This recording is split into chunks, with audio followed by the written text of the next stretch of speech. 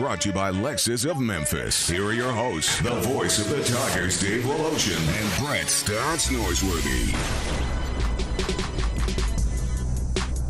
Good Friday afternoon on this August 14th, 2020. It was supposed to be the second full night of NFL preseason games after the Hall of Fame game supposed to have started on August 6th. Last night would have had games. Tonight would have had some.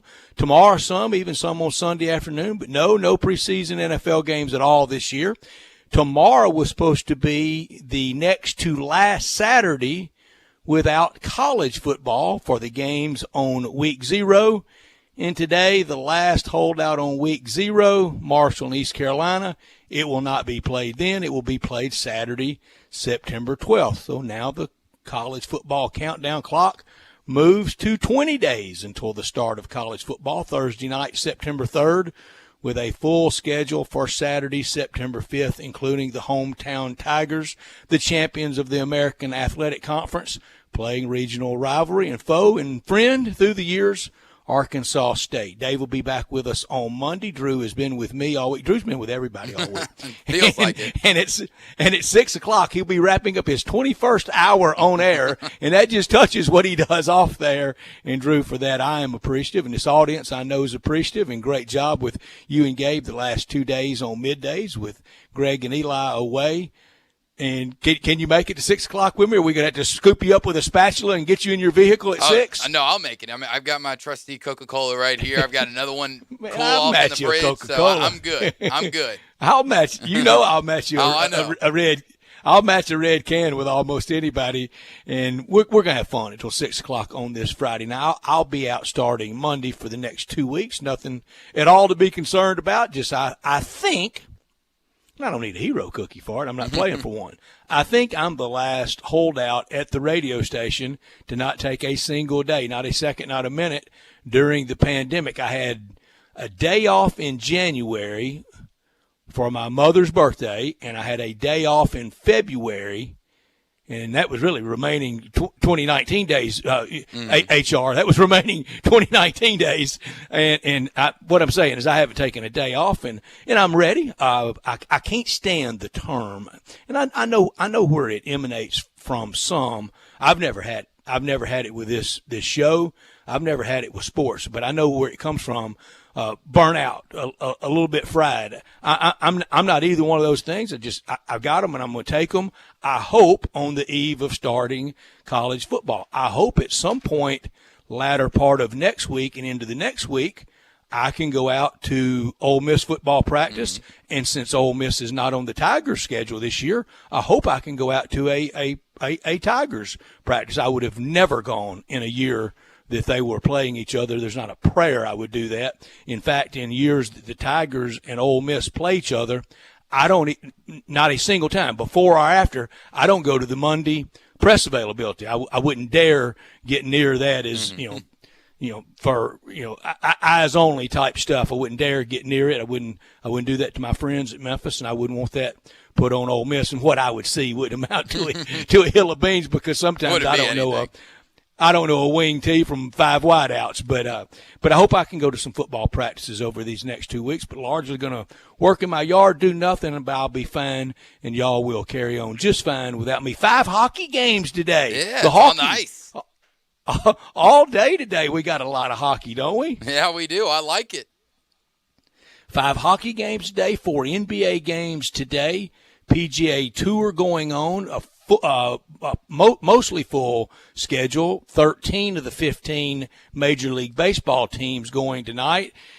And we know one that's still not playing, and we know why, and that's the St. Louis Cardinals. So this schedule we have today, look, it's different. It's odd. Watching it doesn't feel right at all, but it beats the heck out of April and May sports. It beats the heck out of it, and maybe it's the first step of a 1,000-mile journey back to normal, real sports that we all can attend and go to and shout and scream and enjoy it like we always have. But the NBA games today in the bubble, really no drama at all. They are playing out the proverbial string, and that's not unlike what it would look like, Drew, on a last night of the year. But for the Cardinals, as Chris Raby told us on Wednesday the Cardinals would not play today.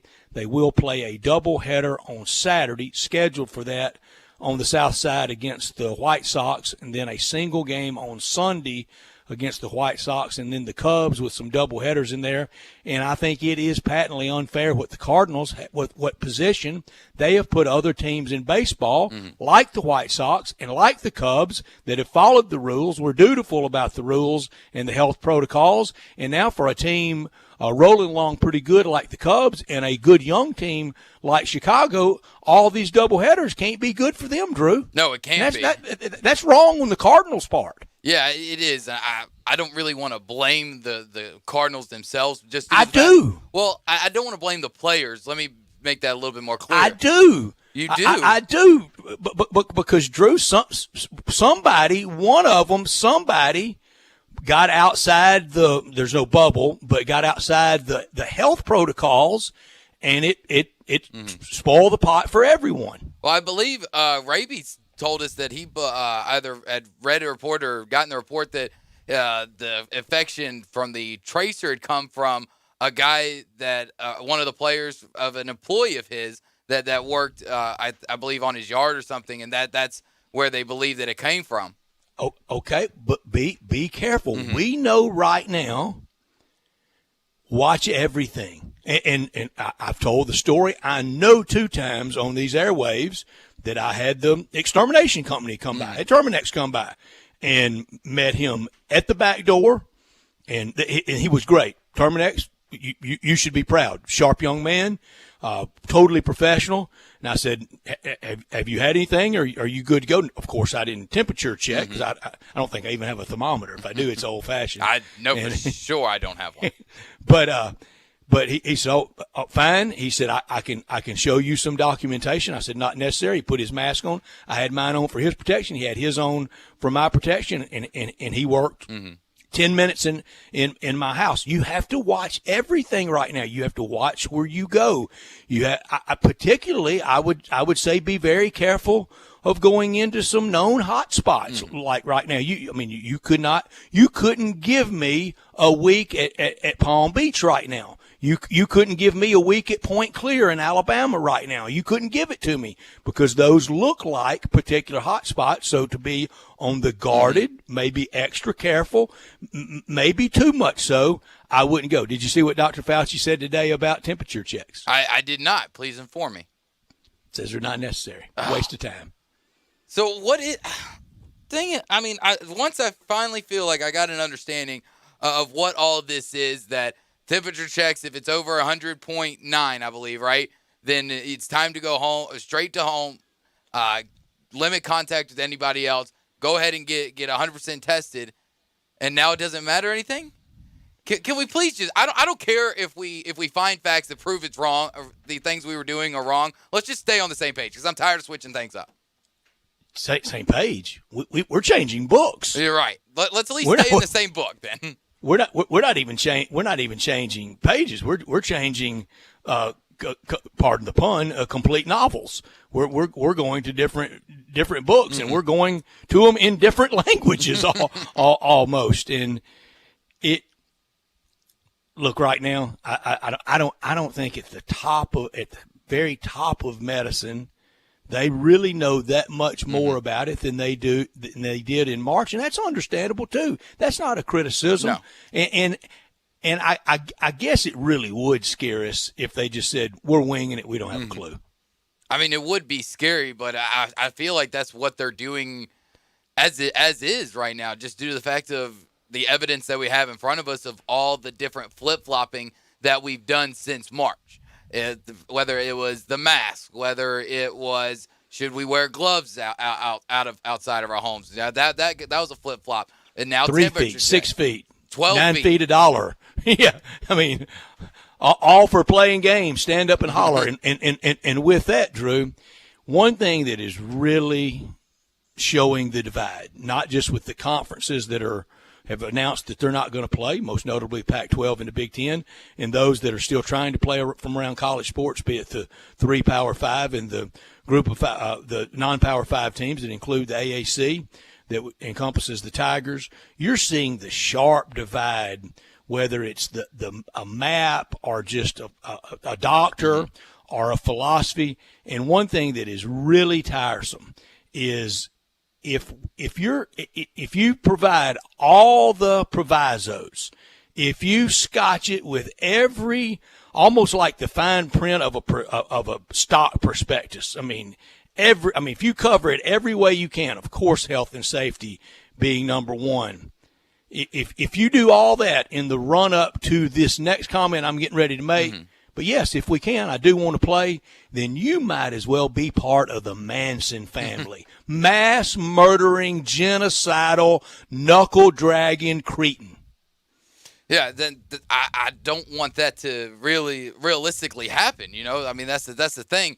Hopefully, it is over, and I don't want to use overblown because that just sets off a negative tone and everything. But the confusing thing for me is, why is there so many different? Why can one doctor look at a thing and say we shouldn't be doing this? It's not plausible. And then another doctor go, we could probably do it. Like that's the thing. Not even probably. No, we can do it. Yeah. No, we can do it. And the credentials of both sides. You can stack up all the PhDs and all the MDs and all the research documents on both sides head high. I can get as many on one side as the other, but then just down to the human nature factor of, if you're at all somewhat wanting, not even questioning it. If you in your proviso, in your the run up to it, you say, look, I know for some it's very dangerous. I know we still need to be very, very careful. But then when you say, but I sure hope we can play, then you might as well be John Wayne Gacy. You're just a really bad subhuman, and they care so much. They're so empathetic. They care more than you do, Brett. You don't. You're a heartless SOB, and you know you are. We care more than you. That has really gotten old. It has. It's very hypocritical about it. Well, if you care so much, then why aren't we getting the right facts? Why aren't things being told to us that and everybody's not on the same page? If everybody knew what was going on, we'd all be on the same page, right? We wouldn't have to keep switching novels. And we mentioned yesterday about the potential of mask wearing might choke it out. It was one day this week. It might not have been yesterday, but that mask wearing might choke it out.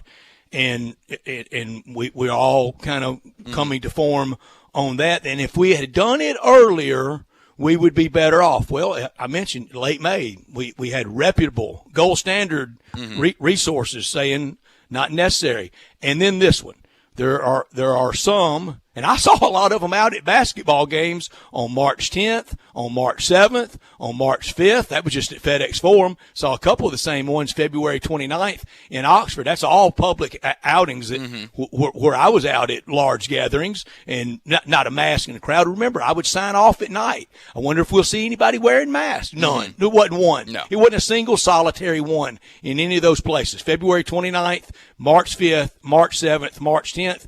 And I saw a lot of the people out there that are now saying, we weren't careful enough. We should have been this doting and careful January 15th. Well, why were you out? I mean, that's the easiest thing to say, is that, well, we didn't do what was right then. Well, we didn't know that it was right then. We didn't know that the protocol of today. You can't hold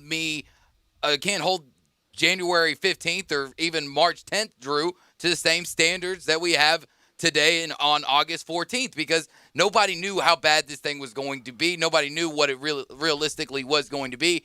And, there were a few people out there that were on their high horse saying that this is going to be as bad as it is. And luckily they were, I guess luckily they were right. I mean, if they won an award for predicting that hundred thousands of people were going to die from this disease, I guess I'll go to an award shop and pick them up one. But I just don't understand the hypocrisy of it when they're preaching at us and then not following the same rules as themselves. And I know this through being very careful and a lot of patience from our bosses right here at Flynn Broadcasting and Sports 56 that I'm very, very appreciative of. I have been ultra careful because of an underlying condition that is not at all anything that would be fatal anytime soon. It would be well into way past radio years, I can assure you. It's not, I've never talked about it that much on there because, frankly, it's not anybody else's business, and you shouldn't care to care. I mean, you don't have to care. It doesn't bother me. I wouldn't want you to care. It's not your obligation. So I've been extra careful, and with that, I hadn't had 1 second of chills, 1 second of fever, 1 second of a cough. I sneezed a couple of times from working in the yard and hay fever, but I would have done that 10 years ago and probably would be doing it in 10 years. I hope I've graduated from yard work in 10 years. I hope I've graduated from yard work in 10 days. But I haven't been close to anything. I haven't been tested. I haven't needed to be tested, and I have felt fine. We are in our Family Leisure studios every single day, and we're proud of that, aren't we, Drew? Yes, we are. We are proud to be here in our Family Leisure studios where family and fun come together. Save now on your 2021 swimming pools by buying now at 2020 prices and save your spot for first installment of 2021. Patio furniture 20 to 30% off. Play gyms are in stock. Beat the heat with an indoor game table or slate pool table. Pool toys and floats up to 30% off. That's at Family Leisure, 2120 Witten Road, just north of I-40. 2021, boy, it'll be fun ringing that year in, won't it? I haven't stayed up until the clock hit the new year since I was in New Orleans in 2015 with Ole Miss at the Sugar Bowl because I wanted one time in my life to literally be in the middle of Bourbon Street when the countdown was on, and then for everybody, I think, but me, the party was on, and it was worth seeing. I might have to stay up this year till midnight to see goodbye to 2020 and hello to 2021. But you're right, at Family Leisure, they're already calling it 2021. Bruce Marshall, I said goal standard earlier. He's from the Goal Sheet. He'll be with us at 3:30 from another goal standard from the college football capital of the South, from Birmingham, from Jocks. Pat Smith will join us at 4 o'clock. At 4:30, Drew walked me into it yesterday. There aren't many things left to shock us sports-wise,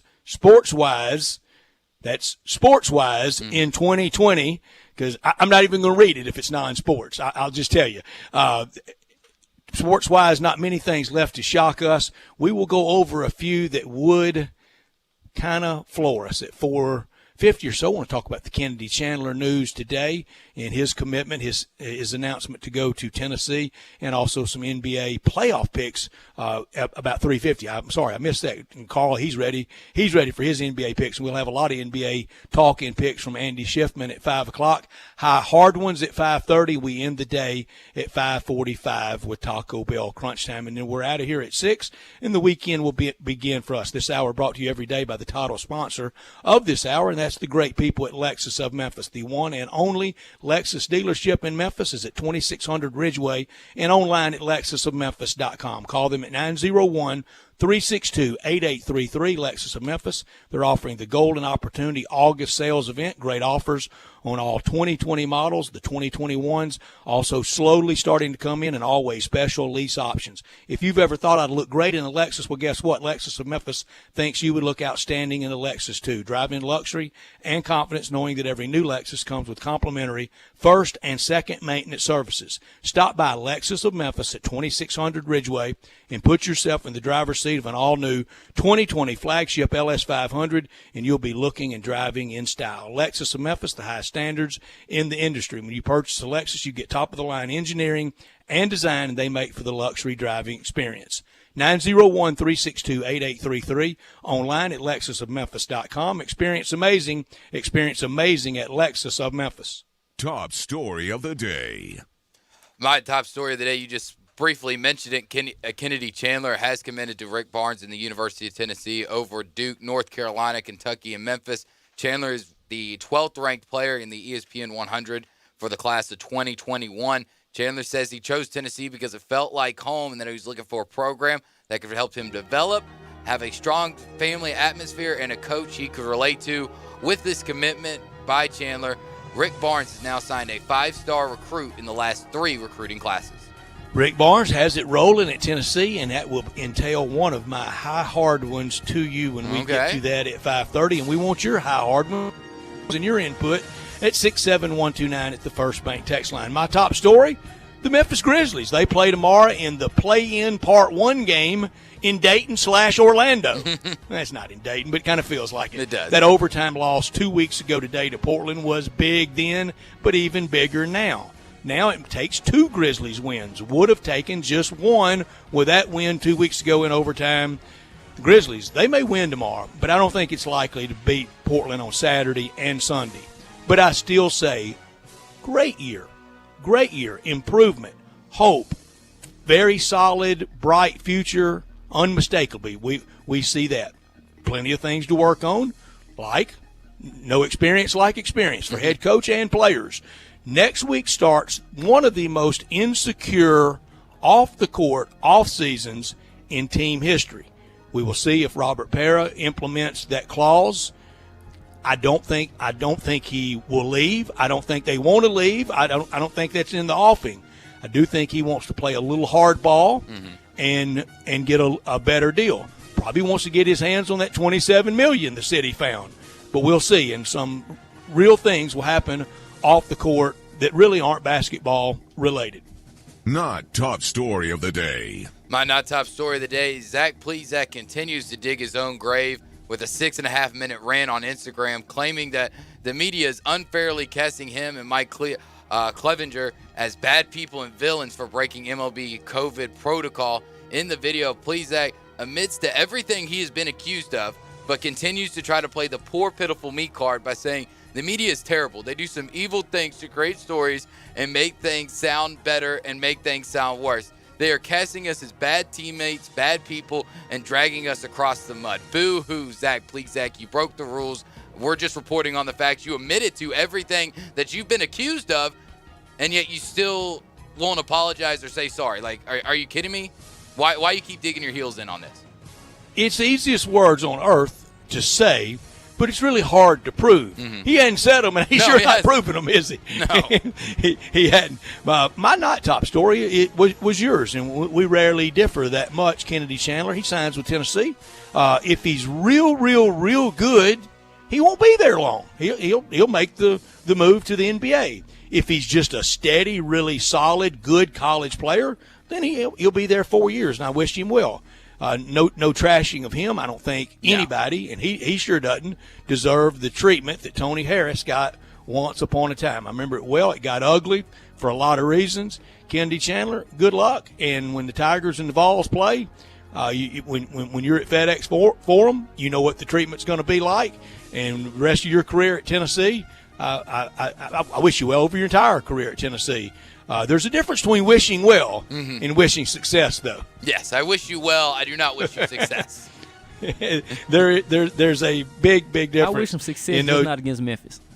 That's it, Carl. Okay.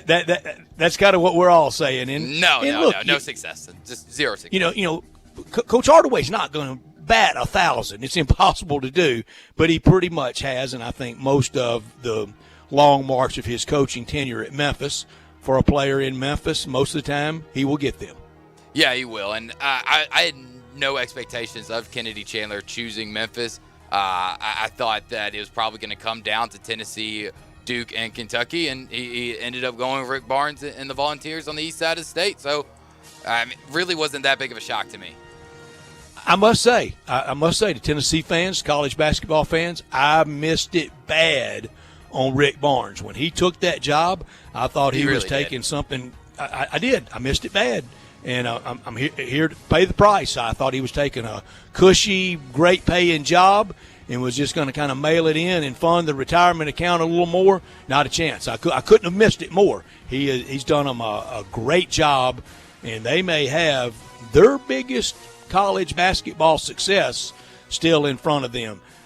67129 at the First Bank text line, 360-8255 at the First Bank phone line. First Bank, they bring you both of those, and we are pleased to have them on board with us, and thank you for staying with us so solidly and supportively through this entire year.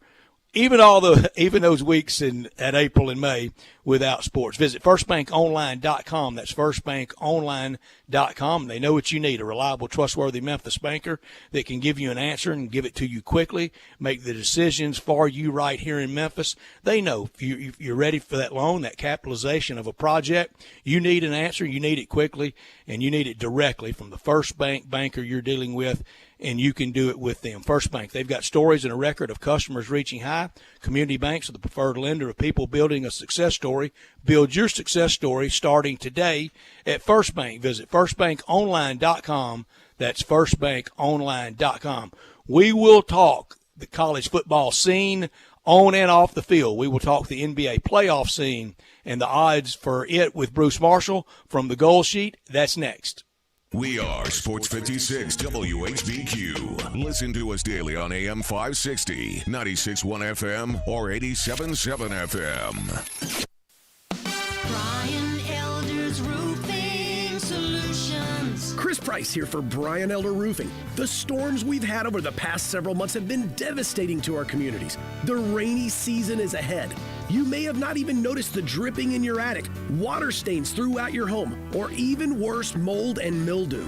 Please call Brian Elder Roofing and we will send out our project managers to assess any damage. We will not try to sell you a roof if all you need is a repair. We will measure your roof from outer space. 0% for 60 months, even no payments till 2022 are available with approved credit. If you've noticed missing shingles, water stains, leaks in your roof, call us before you call your insurance company at 867-0303. That's 867-0303, and we will provide a free, thorough inspection of your roof's condition. Call 867-0303. Brian Elder's Roofing Solutions.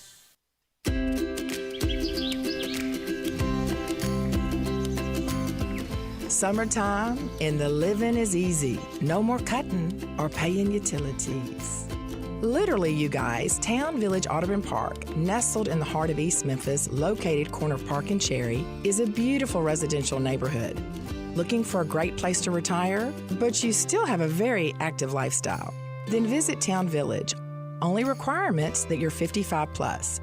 Prices per month starting at $24.50. The Gourmet Chef welcomes you to visit our restaurant and bistro. Package includes 3 complimentary meals per day, maid service, free local transportation, monthly coffee club, theme dinner parties, lots of fun. Visit us and call Daniel or Bo at Town Village Audubon Park at 901-374-7342. There's no place like home.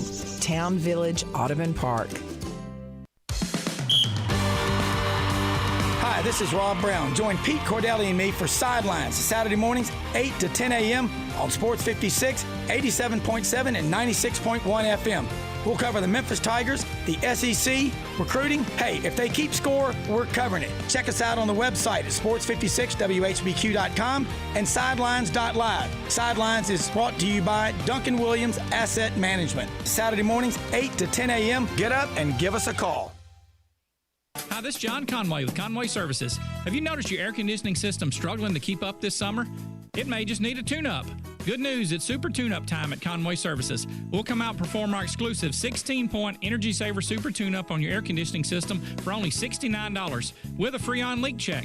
That's right, Conway Services exclusive 16-point Energy Saver Super Tune-up for only $69 with a free on-leak check. We'll remove years of dirt, grime, and leaves from your air conditioning system. It's like taking your air conditioner to a car wash, all for only $69. If you have an air conditioner that leaks Freon every year, with Conway Services Super Tune-up, we'll include a free leak check. If that's not enough, we'll treat your unit with a special Teflon coating to help protect against the hot Memphis sun. So call Conway Services, the Mid-South's premier heating, cooling, plumbing, and electric service company at 384-3511. And call this week, and we'll do your super tune-up for only $57. Call 384-3511. Conway Services.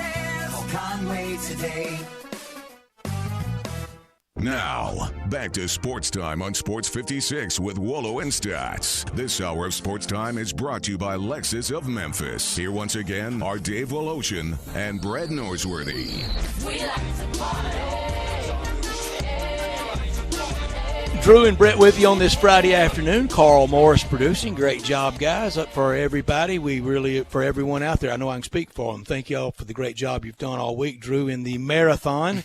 It's a little bit like Labor Day weekend, and the work through the years that Jerry Lewis did for the muscular dystrophy telethon, and on the start of the weekend, he looked perfect, replete in tuxedo, and just perfect by the end of the weekend. By the end of the weekend, when he went to that last tote board, he was a disheveled mess. Ed McMahon the whole time looked the same, never one thing out of place.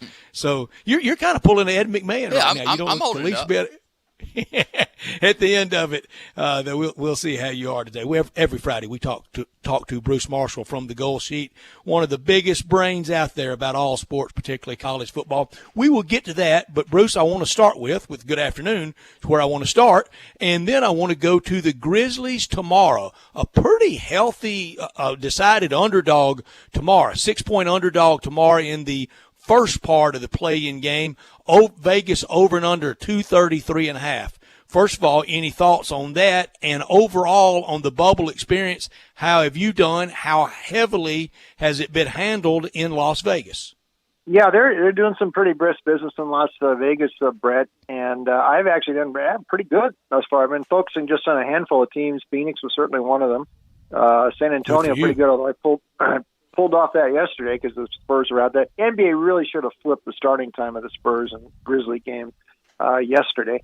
And Portland has made a thrilling run here. All these games are close for Portland, and Lillard has been pulling them out for the Blazers with this incredible run that he is on.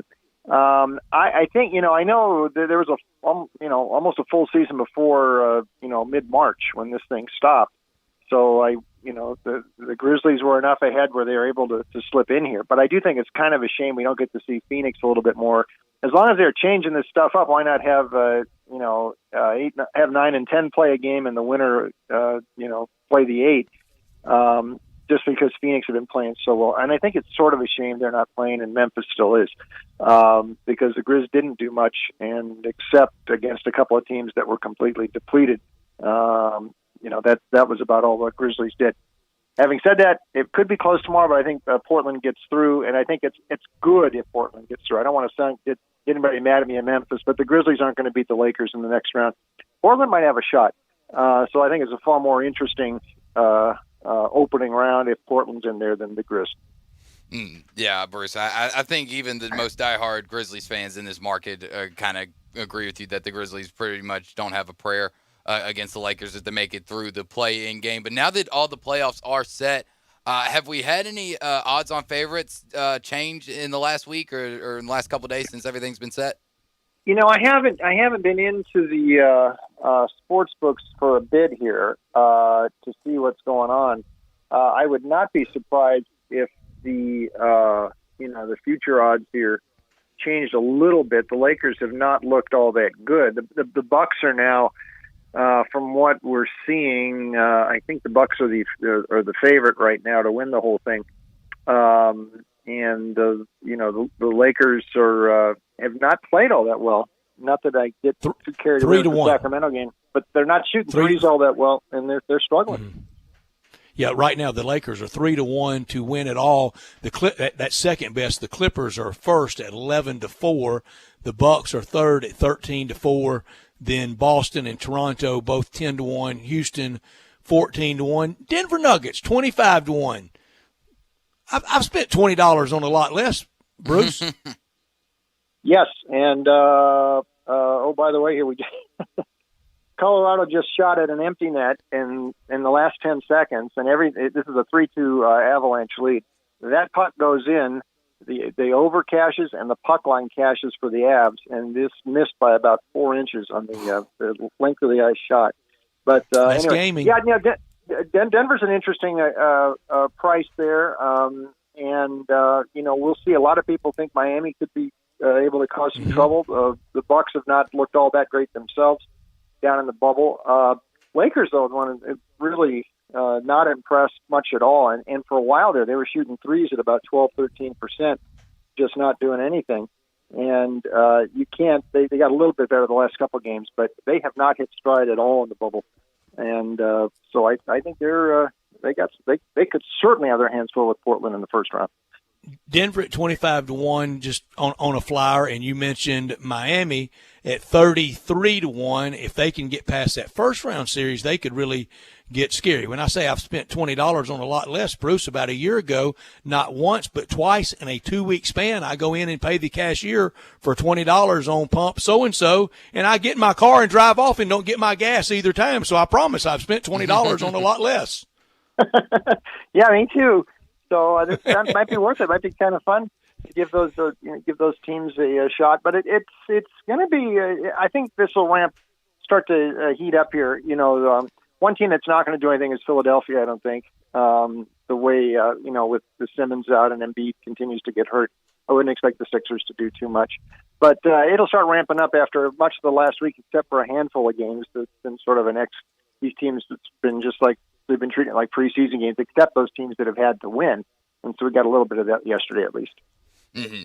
I may be completely wrong with this, but in my opinion, just checking scores, we've had a lot of high-scoring games. I mean, obviously last night with Portland and Brooklyn, 134-133. How much do you think that's going to affect the over-unders going into the playoffs? Are we going to see a lot higher numbers? Yeah, we're seeing a little bit higher across the board here, and they've generally tended to go a little bit higher anyway this season, but more so down in the bubble. I'm curious though when the games really mean something. Now, if the things will tighten up a little bit, because some of these games, the late game last night with the Pelicans, in Orlando, they were just up and down the court, and a lot of these games have been played like that. But now that it means a little something, we'll see. It is odd though. I mean, we see it on TV, and it looks like there's a lot more going on there. But from what we've been told, it's a very eerie setting in the bubble there in Orlando to play these games, and and they're using the different arenas there at Walt Disney World. So I don't to ratchet the intensity up there. You don't have a crowd to do that, and the teams are going to have to do it themselves. They're doing it okay in the NHL, but you see a little bit of that lacking in the NBA thus far in the bubble.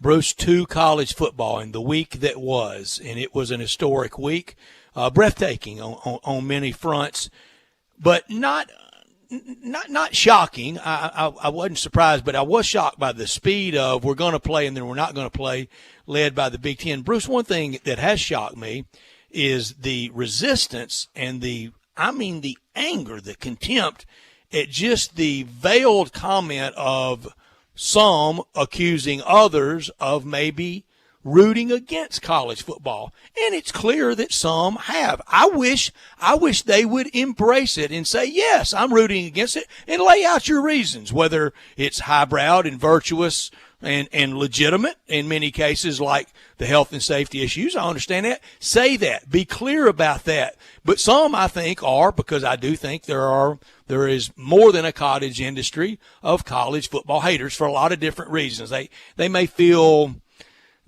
put out by it, and they really don't have their team in it. And you're not Alabama, and you're not Clemson, and you're not this, and you're not that. And the cartel and how mean it's been through the years in Dan Wetzel's stupid little book. And there's a lot of reasons. I wish they would just say, yes, we are. But we do know this now.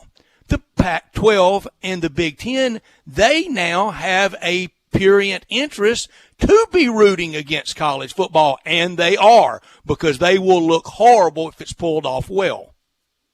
You're correct. I'll take it one step further. I've mentioned this before. There's a political component here. I'm not sure how big it is. I think it's more important that people realize when the president drew the battle line there. I want him to play. Get Jim Jordan coming out saying it. Get Ben Sess. I mean, a lot of this is drawn on political lines now, and you can just see from the map, who doesn't want to play, who wants to play.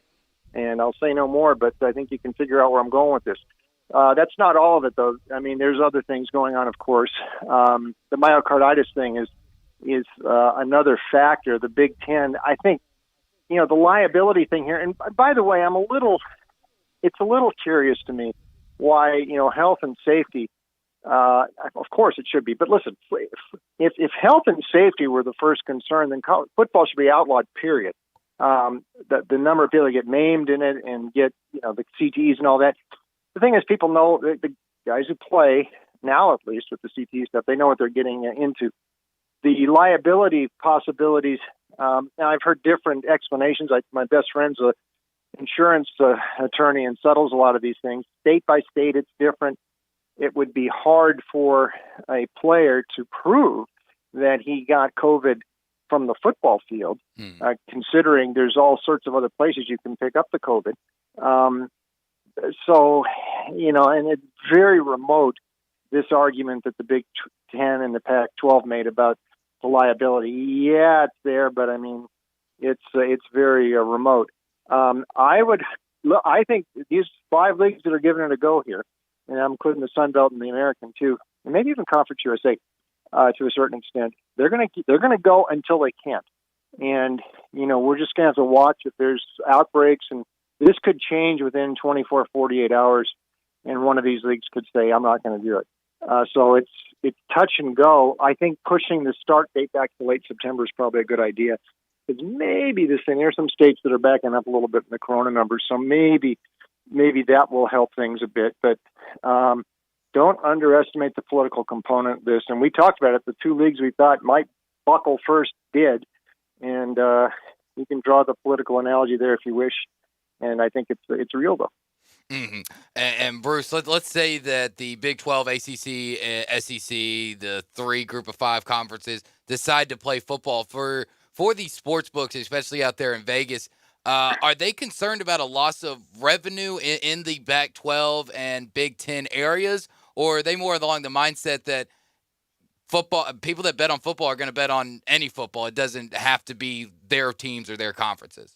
I think more the latter. I think they think they're going to come out. Now they've taken some season-long bets off the boards here, and that's hurt them some in the summer here because they've had, not knowing, and you got the season win bets and things like that. I mean, they've just taken those off the board. We're not sure how many games these teams are going to play, at least on the college side. The NFL business will be brisk enough. But I think the latter point you said is correct. As long as there's enough football, if there's the SEC and Big 12 and the ACC and a couple of the other leagues playing, I mean, there's enough. I mean, in Vegas, yeah, you get a little bit more from the Pac-12 territory, maybe. But those people will bet anyway. They'll bet on LSU or a Tennessee, or Texas Tech if they're up there. So I think they'll still bet.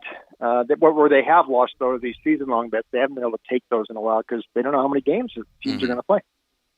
Bruce, according to reports at the time of the opening, after Will Muschamp was fired at Florida, either Chip Kelly, who is now at UCLA, or Scott Frost, who was then at Central Florida, he's now at Nebraska, it was their job for the taking if they had wanted it. What do you think they're thinking today? Yeah, they both wish they would have taken it. But if I'm a Florida Gator, I'm glad with the guy I got in Dan Mullen. I thought that was the best hire a couple of years ago anyway. Too. Yeah, and they ended up better off.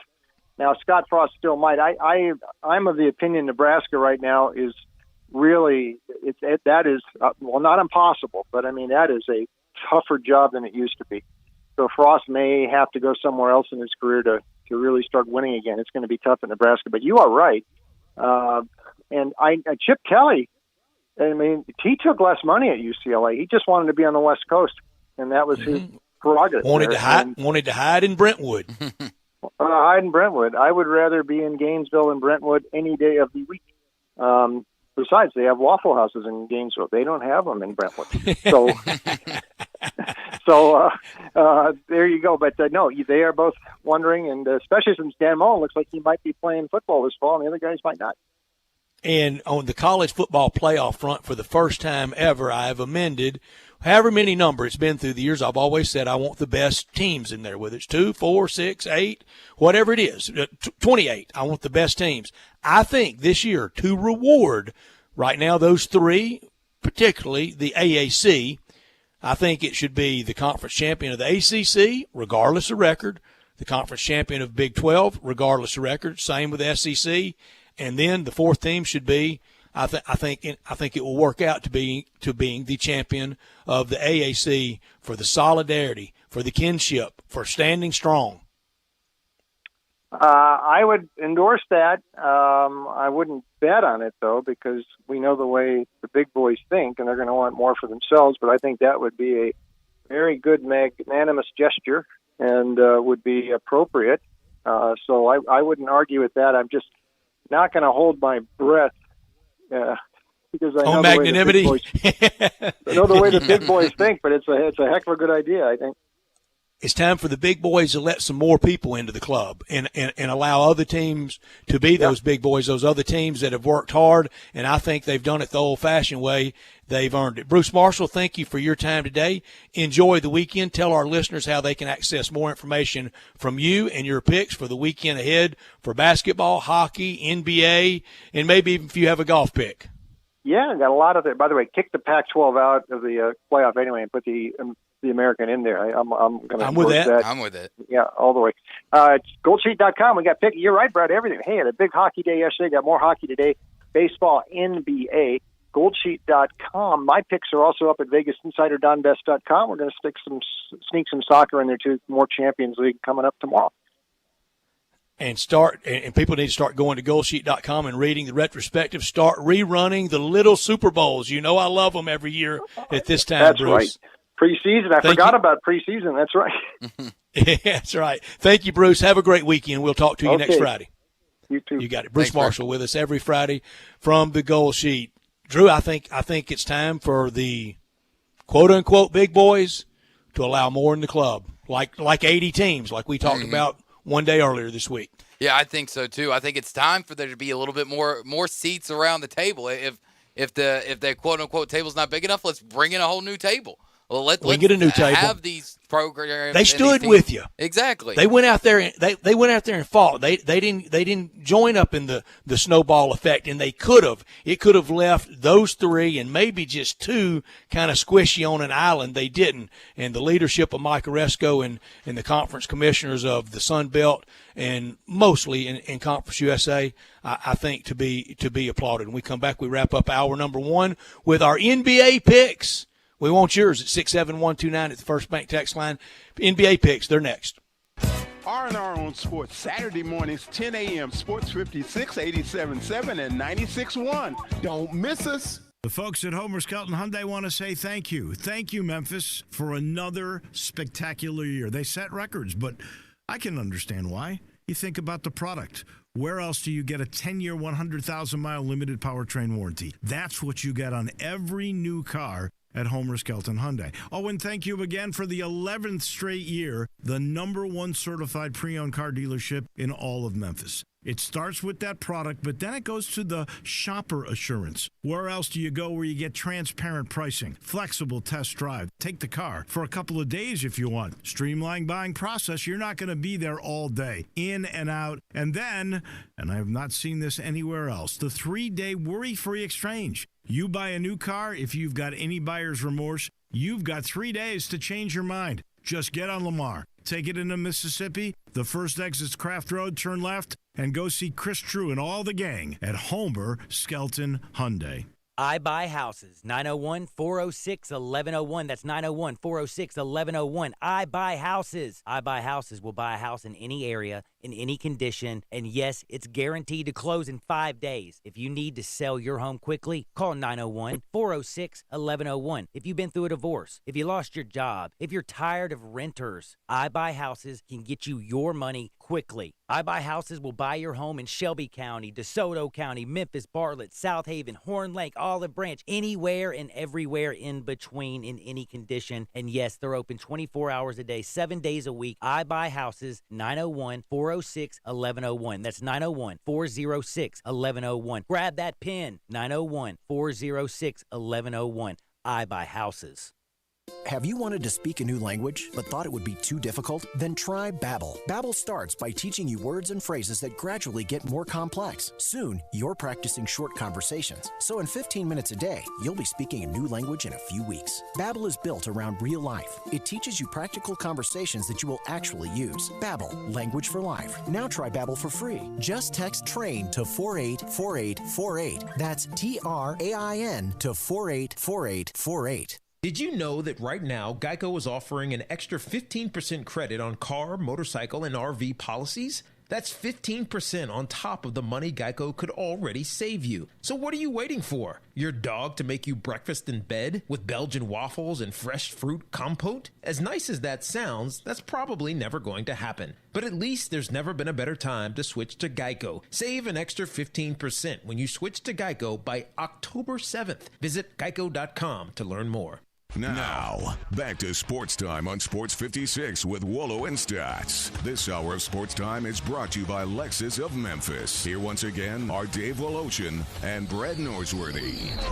What I'm saying is, this is the anthem. Throw all your hands up. NBA picks time, and if you're wondering what the Vegas odds are for the Memphis Grizzlies to pull one of the most unlikely, it would be one of the sport's biggest upsets ever. The march to the NBA title. They win it all. Would we have a parade? Would we, Drew? I think so. I don't know if you can, but I'm sure there'd be plenty of people in this city that would They would ask most for definitely one. break the rules in Memphis. For break a the parade. want to break the rules. Call, but no doubt. Never mind a mask. Heck, honestly, that's one thing that would still might go out there partially clad. Honestly, at 4:30 for things that would shock you in sports, the Grizzlies winning the NBA Finals would be really high up there. Yeah, we're trying to come up with realistic things, but they are 200-1. They're long odds, and it will start if they win tomorrow and win Sunday, and then they have to get through the Los Angeles Lakers. That's tough sledding for anybody out there. Our picks now, and mine are very, very chalky, as they usually are in the first round of the NBA. I've got the Lakers over whomever. I've got the Clippers over Dallas, Denver over Utah, and I have OKC over Houston. That's my Western Conference picks. Not a shock at all there. Milwaukee over Orlando in the 1 and 8. Toronto over Brooklyn, the world champs, the 2 over the 7. Boston the 3 over the 6, and I have Miami over Indiana in the first round. Drew, your picks. All right, I'll start in the West. I'll go with that 1 versus 8 matchup. While we don't know whether it's going to be Portland or Memphis, I'm going to go ahead and just blatantly say it's going to be the Lakers. 2-7 matchup, Clippers and Dallas. Chalk there again, going to be Clippers. 3 versus 6, Nuggets and Jazz. I really want to pull the trigger. I want to pull the trigger on Utah. And you know what? Heck, I will. I'll go ahead and pull the trigger on Utah to get the upset. I think that series will probably go the distance. And I'm going to take Oklahoma City too over Houston with a questionable Russell Westbrook. I just think OKC gets it done in that one. Into the East, I got the Bucks 1 versus 8 over the Magic, Raptors, of course, over Nets, Celtics over Sixers. And I'm gonna take the Pacers. I'm gonna take the Pacers in the kind of upset over Miami. In any of those first 3 series, Milwaukee, Toronto, Boston, anything get extended? Extended being 6? No. I'm gonna say Boston and Sixers win 1 of that. I think the other 4 are probably sweeps. The other 2 are probably sweeps. I'm afraid if Brett Brown doesn't push it to 6, and the same for Mike D'Antoni. If Houston lost 4-0 or 4-1, Daryl Morey, time for the tweet to come home to roost. Yeah, it's a lot of clearinghouse, I think. I think he would be hired in 10 seconds. He would. If he's not, though, then you know they've been waiting for payback for the tweet that cost them billions. All right, Carl, your team's in the West. Lakers, of course, either against Portland or the Grizzlies. I know you're taking the Lakers. Of course, I'm taking the Lakers. Gigantic Lakers homer. If it's against the Grizzlies, it'll be a sweep. Against Portland, I say 6. Clippers, Dallas. Clippers. With the OKC Houston matchup, I'm gonna have to agree with Drew and go with OKC. Denver and Utah. Going with Denver. On the East, taking Denver. Yeah, taking Denver. In the East, Milwaukee will win, sweep. This 2-7 matchup, I'm going with Toronto. With the 3-6, even though I want them to lose, Boston will win. And for Miami, Indiana, I'm going to go with Miami. Miami, and I think we all agreed with Miami. I'm sorry, go ahead, Cole. They'll probably go 6 or 7. All right. That could be a real that should be a real good one. It's the most, obviously mathematically the most evenly matched one, and should be fun. Any of those coaches other than Brett Brown in trouble in the East?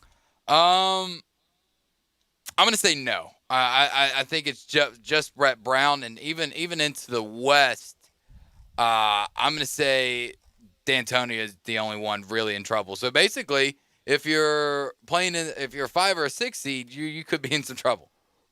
These odds in Vegas, and I'm sorry I was remiss in not getting Bruce's opinion on this. Here's the proposition. Will Greg Popovich coach San Antonio next season? Yes, 1-2 minus 200. No, 3-2 plus 150. Using my $20 that I wasted at the gas station, what would you bet, Drew? I would bet. Oh man, this one's actually a tough one. You should have saved this one for high hard ones at 5:30. I got much harder than that. Oh, do you?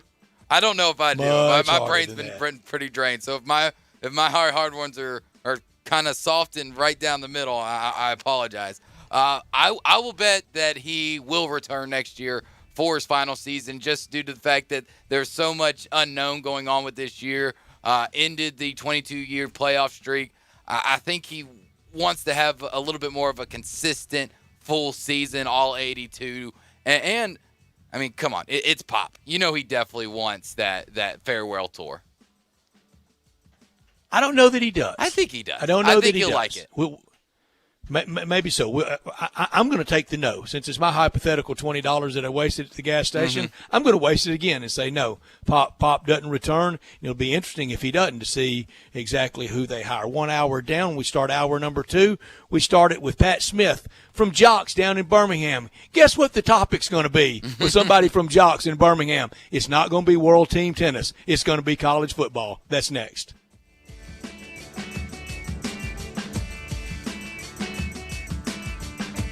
Tee it up at Edwin Watts Golf Shops and find your right fit. At Edwin Watts, they take customer service to a whole new level. Not only do they fit for clubs, they take pride in servicing customers throughout the entire store. They'll help you find the right shoes, bags, gloves, balls, apparel, and more. At Edwin Watts, you'll find name brand equipment at guaranteed lowest prices every day. So buy it, try it, they know you'll like it because Edwin Watts help you find the right equipment. Visit Edwin Watts Golf Shops and get custom fit today. Edwin Watts, home of the 90-day 100% satisfaction guarantee. Napa know-how. Get all the quality parts you need at your locally owned Napa. Because right now, when you order from Napa online, you can pick up curbside at your local store in just 30 minutes. Or get your order delivered direct to your door with free one-day shipping on over 160,000 quality parts when you spend $35 or more. Quality parts delivered quickly and safely. That's Napa know-how. Napa know-how. At participating stores, standard ground shipping and exclusions apply. Hi, this is John Conway with Conway Services. Is your old energy-guzzling air conditioning system struggling to make it through the summer? As the summer heats up, many old, inefficient air conditioning systems just can't keep up. We know the timing's not always right to replace your air conditioning system. That's why we have air conditioning systems for as low as $79 per month. That's right, replace your old air conditioning system this month for as low as $79 per month with approved credit. And with today's more efficient models, you could be saving money on your utility bill every month. So the next time you have air conditioning problems, call the experts at Conway Services.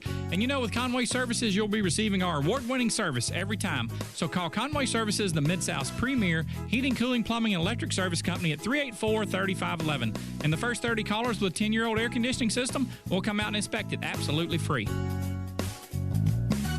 Call 384-3511. Conway Services. Call Conway today.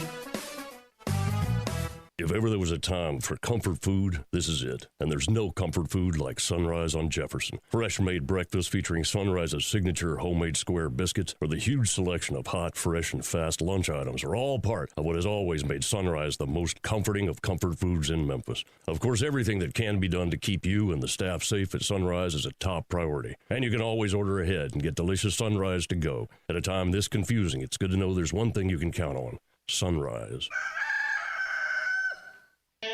Hi, I'm Troy Fiveash, owner of Fiveash Roofing. Can anyone explain to me why anyone would care how I measure your roof? We have all heard about measuring your roof from outer space. Well, to be honest, there are aerial pictures that are taken every 4 years that can be used to measure a building, but it's not from outer space. Besides, no one, and I mean no one, can tell you what's wrong with your roof or even if you need one by using pictures that might be 4 years old. If you would rather do business with a family-owned and operated business with a lifelong tie to Memphis that refuses to mislead or use gimmicks, please give me a call. Best products, best warranties, and the best customer service we know how to provide.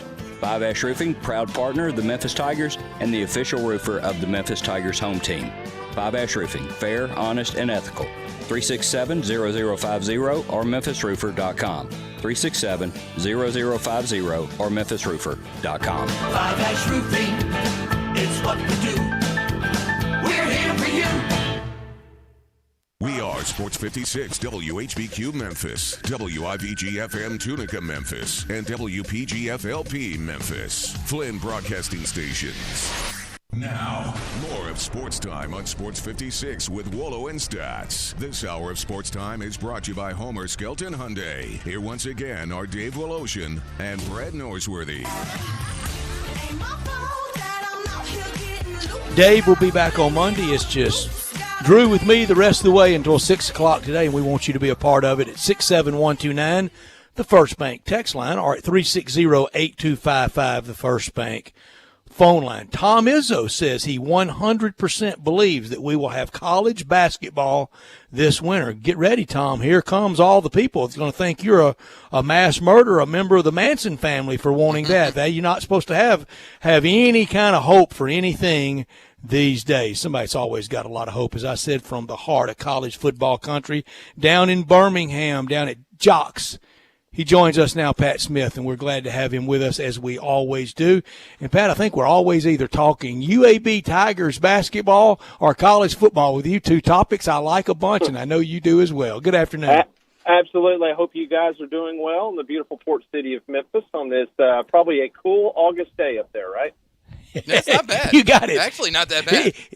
It's not that bad, and next week's forecast looks almost like it feels like football season. Will it feel like football season this year, Pat? Well, I tell you what, guys, I just left, and I hope I don't get in trouble for saying this. I just left a high school football practice in the state of Alabama. High school football begins next Friday night, and I just went by the local high school that I do their games for, and it was so nice to be out there and seeing kids hit each other with pads, and of course they're doing it safely with all the masks on and things of that nature. But I think we are going to at least get football going, hopefully cross our fingers that all the protocols and the testing and kids coming back to campus, that will be all in good shape. But I'm hopeful, guys. I think we're going to get it. It sounds like you're very, very optimistic, but I don't think you or anybody can 100% be 100% sure that we're going to play. When do you think what date will you be as close to 100% that the SEC will play? September 25th at midnight. Okay. No, listen. Drew, listen. I instead of the wake-up call for breakfast, it may be the wake-up call if we're going back home. Absolutely. Now, listen, I'm obviously doing a show every day, just like you guys do. You've got the Corona Bros out there that is, wanting to shut everything down and stay in your house for the next 6 months. And based on the latest testing, the positivity rate of these tests, I can just speak for what's happening here in the state of Alabama. The last 4 days, we have had every single day, it's been lower test scores in regards to positivity. It is the lowest it's been before the 4th of July. Things are looking up down here, and I know the protocols that are set forth at Auburn, and of course UAB being a world-class medical facility, and in Alabama, 30,000 students across the state of Alabama. If you're going to college, you got to have a test, and it's under 1% the total number so far. I think out of 30,000 tests, only 230 some odd have tested positive. So as long as we can keep that number at that current rate and get those kids back on campus and be responsible, not have these crazy parties like they have at Rutgers and at Louisville and stuff like that, then I'm very positive that we can have a season, or at least get one going, and hopefully get the majority of the season in. Well, Pat, I said earlier in the week, at least this time at Louisville, it was the soccer team hosting a party that may now jeopardize college football. At least it wasn't the old-fashioned running a prostitution ring out of the basketball dorm. Yeah, and it wasn't a story at an Italian restaurant. No, exactly. So, So we're making progress at U of L. Absolutely. And again, I saw today Boston College has had one positive over the course of the whole summer, one, and that was an incoming freshman who had contracted coronavirus before he came to campus. Again, you had Michigan report today, I believe, throughout their whole athletic department. Of course, it doesn't matter now because they're not going to play anything. I think they only had a handful of tests as well that test positive. Notre Dame tested 12,000 students coming back to campus, and it was well under 1%.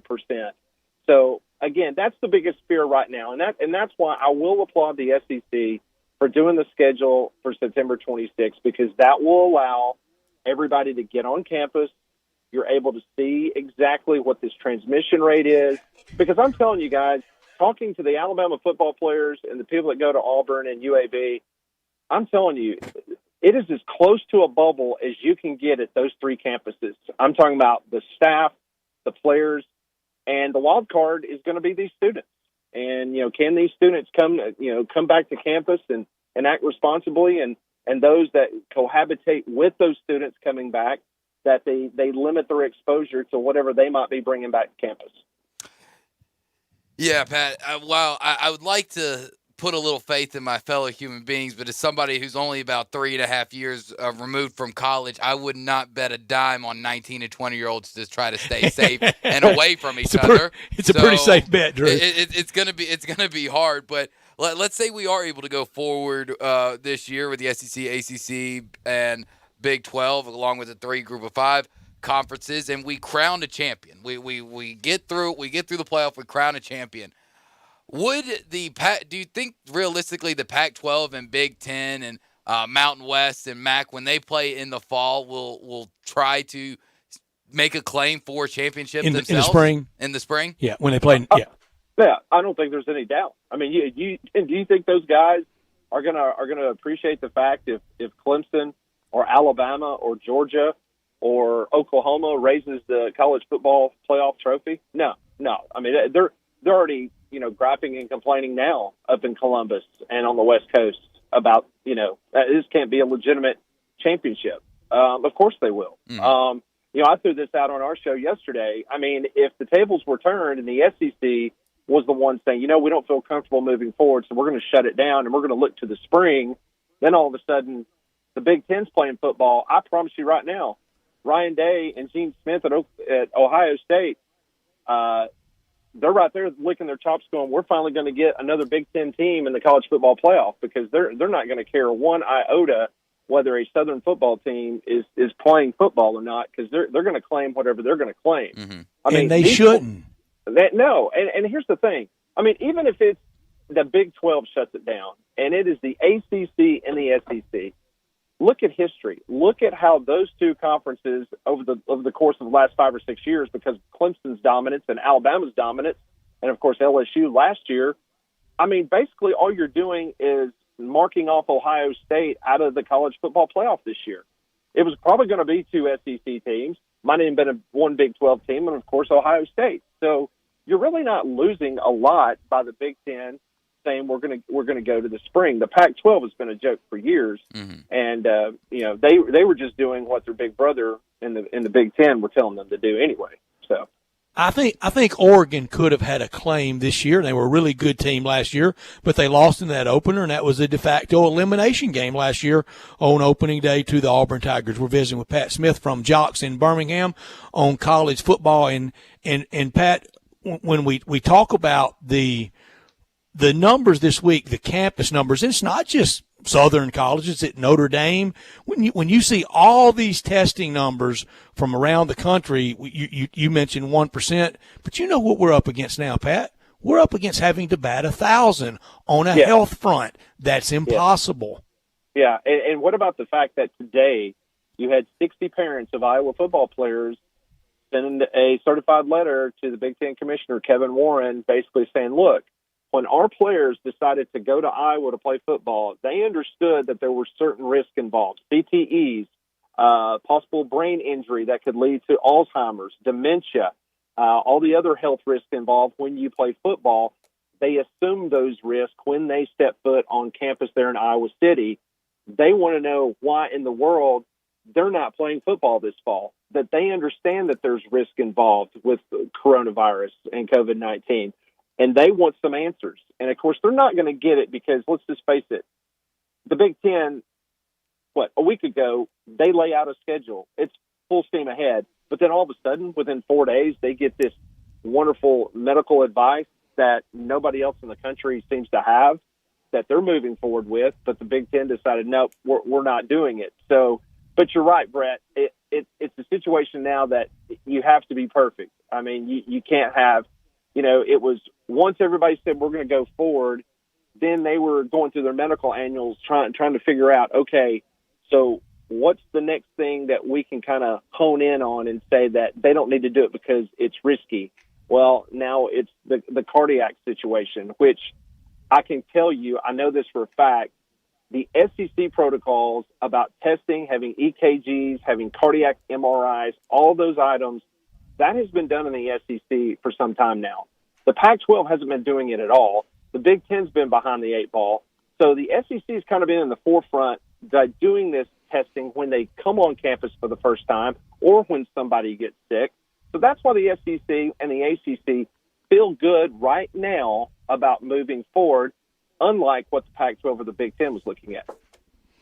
Pat, you've been around this league a long time, a lot of experience with various teams, a lot of trips to media days, and I can remember one media days where he was one of the featured players brought to media days by Mississippi State University. And between media days and the start of the season during August camp, Kiefer McGee had a heart issue and passed away on the practice field at Mississippi State. One of the saddest things I've ever reported on these airways when that news broke that afternoon, or maybe the news the next day. I don't remember the exact time frame of when I got it, but the first day I had to talk about it because I was just with him and remembered him in the prime of his life and ready for a college football season at his beloved Mississippi State.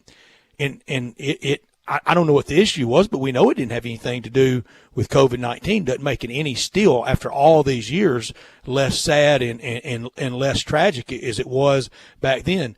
But, Pat, if we have somebody just have that issue on the practice field, maybe a completely, not even maybe to it, completely unrelated to COVID-19, it shuts it down, and it may shut it down forever. Yeah, I mean, you could have athletic departments shut down, Brad. I mean, that's an excellent point. I mean, and I understand exactly where you're coming from. And I think that is the biggest fear when you talk to presidents and chancellors and board of trustee members and lawyers that handle all the potential litigation that these schools would face if something like that just horribly takes place. And so that's what the weird balance to all this is how do you go about this? From an SEC standpoint, I know you guys probably talk about it every day. It's like right now they're moving forward. Now, that doesn't mean that in 2 weeks from now that it's all systems go. I mean, we might be a dead halt and nothing's happening. I mean, the season's over with.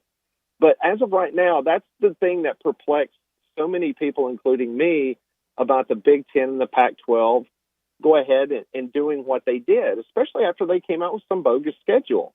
Why do you need to cancel the season over a month in advance?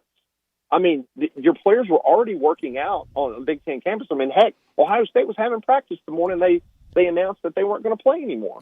So, I can answer that, Pat. I can answer that for them, and I've touched on this a couple of times today, because right now the play on, we're heartless.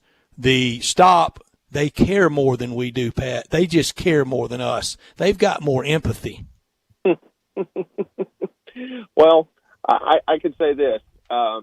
If they don't have a spring football season, because you're already hearing Ryan Day wanting to push signing day back in February. I mean, because I have been told that the DMs of some head coaches in the Southeastern Conference, their DMs exploded the other night from football players across the Big Ten landscape wanting to come possibly and get in the transfer portal and come down and play in the SEC. That is what is scaring people at Ohio State more than anything else that's going on right now, is losing some of their guys. They had one of their 5 stars decommit from them.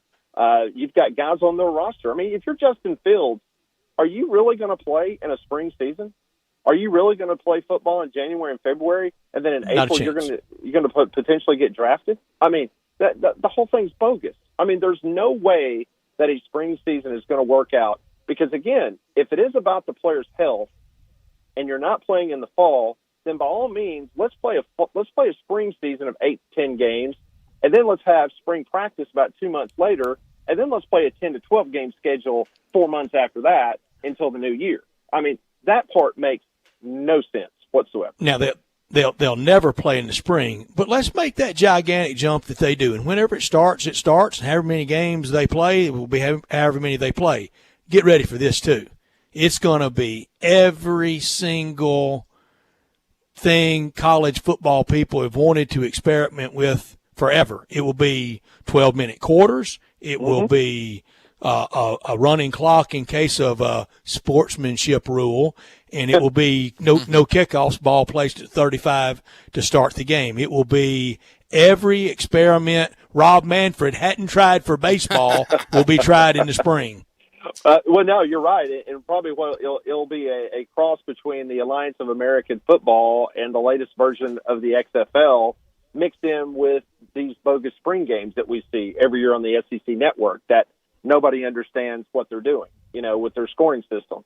And then, of course, now the thing that gets me, guys, is that now we're talking about putting basketball players in a bubble so that we can have a basketball season. Well, about 2 months ago, we couldn't have a bubble for college football. Why? Because it would make these players and students professionals, and we can't do that. We can't put these guys in a bubble. But now, all of a sudden, 2 months later, we're talking about putting and sequestering players and coaches for an NCAA tournament bubble. I mean, really? I mean, I heard what you just said about Izzo saying I'm 100%, sure that we're going to have a basketball season. Well, where are they going to get the money to do a bubble? I mean, it's cost the NBA hundreds of millions of dollars to do what they're doing down there. You've got athletic departments that are on their last leg from a budget standpoint. And if there's not a football season this fall, you tell me there's not going to be any television revenue checks.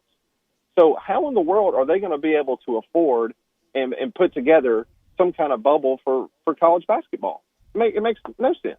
Yeah, you're exactly right. It makes absolutely zero sense. And the fact that it's being discussed as a legitimate option is just absolutely flat out ridiculous. But obviously with college football and with the testing and protocol that everybody's trying to in place, uniformity as far as like across all college football is probably never going to happen.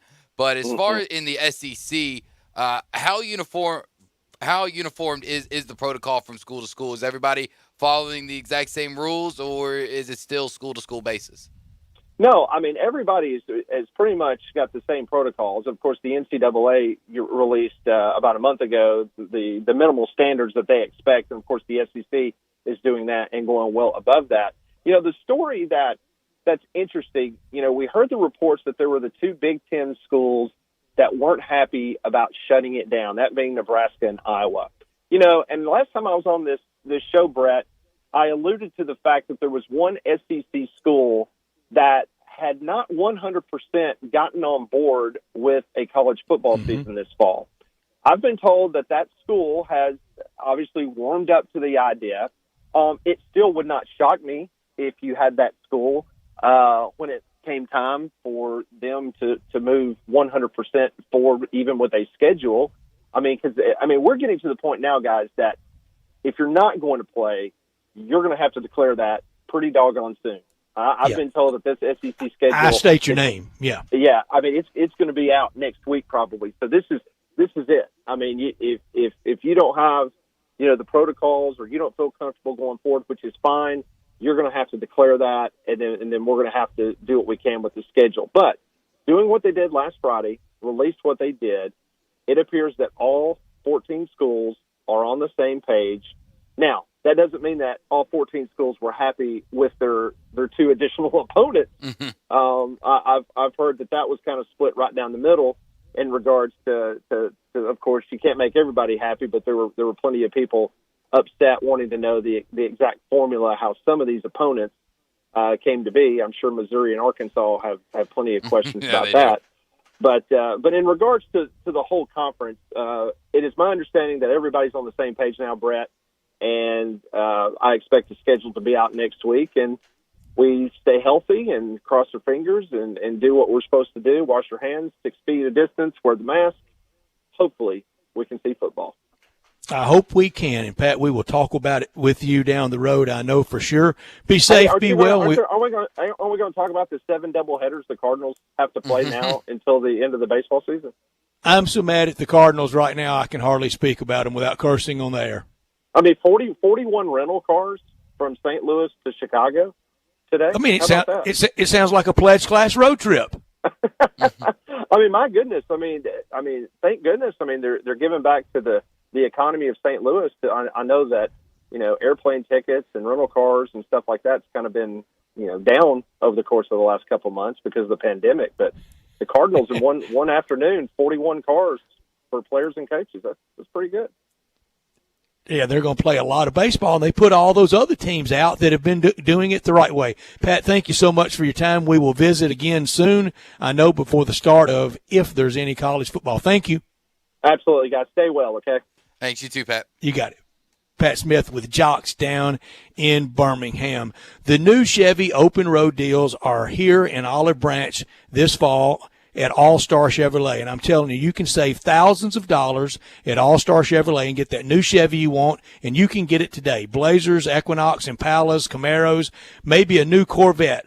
All the new 2021 Tahoes are on the way. Come pick out the one you want before it even gets here to Olive Branch. Right now at Olive Branch, the new Silverados, more than you'll find anywhere. Come drive one or drive them all and check out the certified pre-owned Chevys. If you don't find exactly what you want, tell them at All-Star. They'll find it, and they'll get it to All-Star Chevrolet fast with the best financing for everyone. Remember, it's not the Pike, it's not Collierville, it's not South Haven, it's not Mount Moriah. It's got to be Olive Branch, and everybody at All-Star Chevrolet, they got one job. Make sure you get a better deal, have more fun, and do it in a record time. Find new roads to Olive Branch and All-Star Chevy, or check them out online at allstarautogroup.com. So an SEC schedule possibly out next week. That would tamp down some of my criticism, and I hope it would include some TV partners as well next week, Drew. Yeah, I hope so, but I don't really want to get my hopes up because I remember the last time I saw a conference release a schedule, what happened just 6 days later.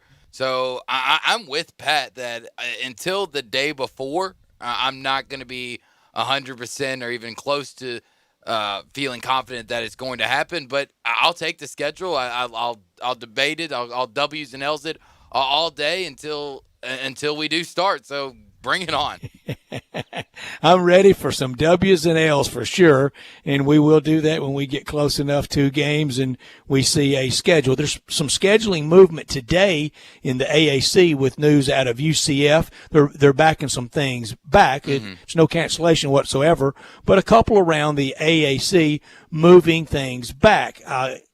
I don't know if the Tigers will or won't. There was a official release from the University of Memphis today on the protocols for seating and gathering and everything that will go with opening. Yeah, everything that goes with it on Saturday, September 5th. The news earlier today that late yesterday the SEC had a conference call of the 14 head coaches, and during it, kind of the takeaway, the headline was at least 5 coaches strongly resisted and protested the release of the football schedule. Did you see how that got treated by people and the responses to it? We've got a global pandemic on our hands, and they're worried about what their football schedule is going to be. Did you see that reaction? Yeah, a little bit, and I was a little confused by it. I was like, "What do you really want them to be?" Of course, they're worried about the global pandemic, like every other breathing, living. But you got to say it before ever comment. Exactly. You got to say, well, of course, the global pandemic, COVID-19, that's the first and foremost on our mind. while that's health and safety, wash your hands, don't take your temperature. Today, wear a mask. It may change. But why we're going to try to play college football, it doesn't mean that we don't care. Doesn't mean, let me say that first off, it doesn't mean we don't care. We're just going to try. It was how dare you big meanies move on with a real season. I mean, it's like you're really going to play. Mm-hmm. It looks like they're really going to try to play. I hope they do. Yes, it does. And that reaction is most off-putting to me because I think, look, if a doctor, the Duke medical official, mm-hmm. That's usually met with, trumpet fanfare in the academic world, and should be. It's that great of school Duke. and great. It's Duke. It speaks for itself. It's a great school, North Carolina, in that research triangle. What a medical area. They're saying it's okay to play.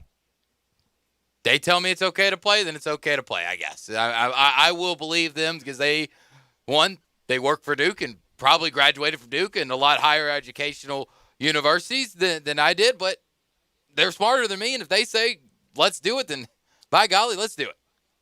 I listened to most of the first hour of you and Gabe on middays today. What was the magic word for songs today? It was jewelry, anything that had to do with jewelry. Jewelry, rings, gold, diamonds, chains, that type of stuff. Please tell me you got Band of Gold as a submission by Afraid of Pain.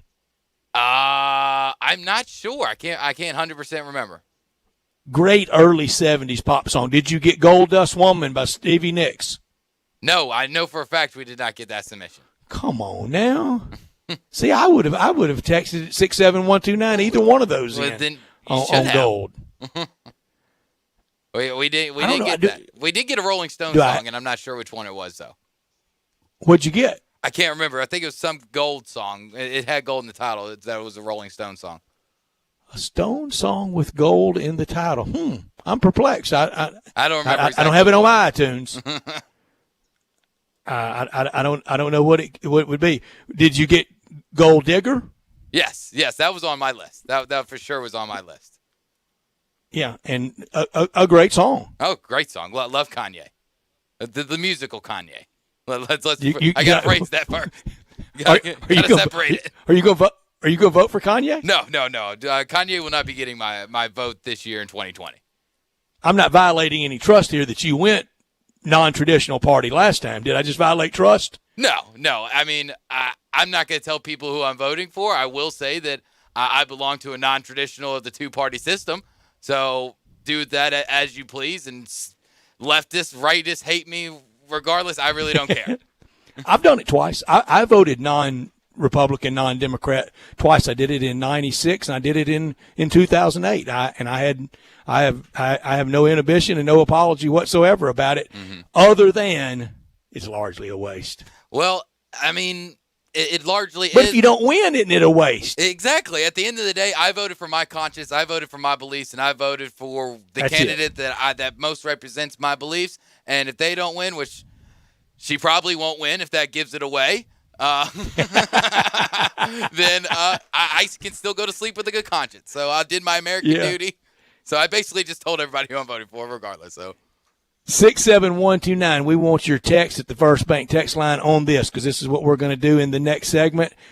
Shockers remaining in sports for 2020. We're not at all. Wouldn't just out of decency and the lack of taste if we went there. We're not going to anybody any fatalities. We're not predicting that. Of things that may happen in a shocking manner, because Drew said yesterday nothing would shock him the rest of the year. See if you can shock us at 67129 with what could happen the rest of the year 2020 in sports. That's next on Sports Time. Take Sports 56 with you on your phone or tablet. Download our official Sports 56 app today.